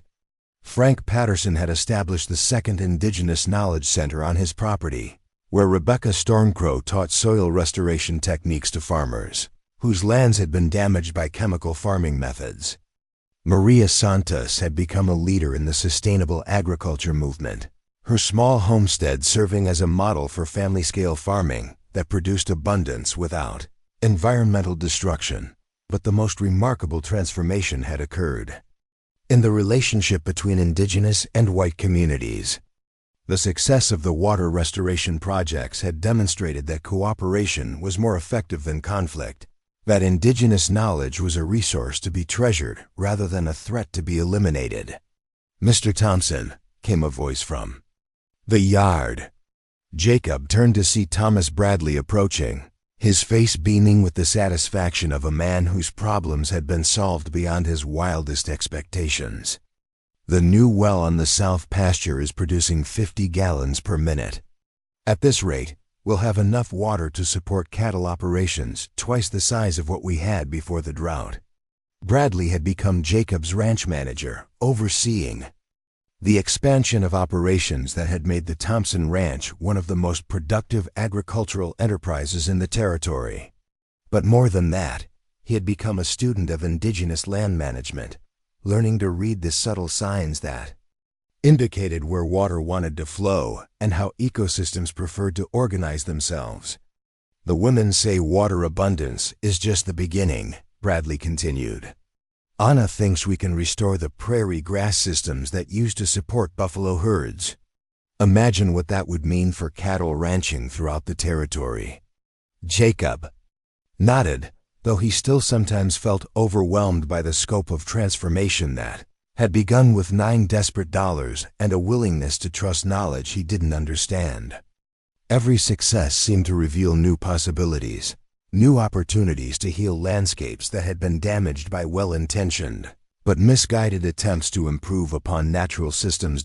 As the afternoon progressed and the Colorado delegation completed their study of the ranch operations, Jacob found himself reflecting on the journey that had brought him from the edge of ruin to prosperity beyond imagination. The failing rancher who had purchased 9 women for $9 had discovered that the real value lay not in ownership, but in partnership, not in conquest, but in cooperation. The children's laughter echoed from the direction of the new fish ponds, where Emily and her younger brother were helping Dorothy and Elizabeth tend to the native trout that had been reintroduced to waters that had been barren for generations. The sound reminded Jacob of what the women had told him during those first desperate days, that healing the land was inseparable from healing the relationships between people who shared responsibility for its well-being. Catherine appeared on the Fiwa porch beside him, her arms filled with vegetables from the garden that now produced year-round abundance. "The women want to know if you're ready for the evening ceremony," she said, her voice carrying the contentment of someone whose family had found security and purpose. The evening ceremony had become a daily tradition, a time when the extended family that had formed around the ranch gathered to share the day's lessons and plan the next day's work. It was a time for gratitude, for teaching, and for remembering that abundance was not a destination, but a way of traveling. As the sun set over the transformed landscape, Jacob stood with his family and the 9 women who had become his teachers, partners, and friends. The sound of flowing water provided a constant reminder of what had been accomplished, while the laughter of children playing in abundance promised that the knowledge would be passed to future generations. The legacy of $9 had become something none of them could have imagined, not just the restoration of a single ranch, but the transformation of understanding about humanity's relationship with the natural world. Indigenous knowledge had been recognized and validated at the highest levels of government, creating opportunities for cooperation that could heal the wounds of centuries of conflict. Most importantly, the children who played in the restored waters would grow up knowing that abundance was possible when people learned to work with natural systems rather than against them. They would carry forward the knowledge that had almost been lost, ensuring that future generations would have access to the wisdom that had sustained life on this harsh but beautiful land for thousands of years. As the stars appeared overhead and the ceremony began, Jacob realized that the real miracle hadn't been the water flowing from Thunder Mountain or the restoration of the creek that had saved his ranch. The real miracle had been the transformation of fear into trust, of desperation into hope, of $9 into a legacy that would benefit countless generations. The failing rancher who had bought 9 Comanche women for $9 had learned that the greatest investments were measured not in money, but in relationships. Not in ownership, but in stewardship. Not in conquest, but in the patient work of helping wounded land remember how to heal itself.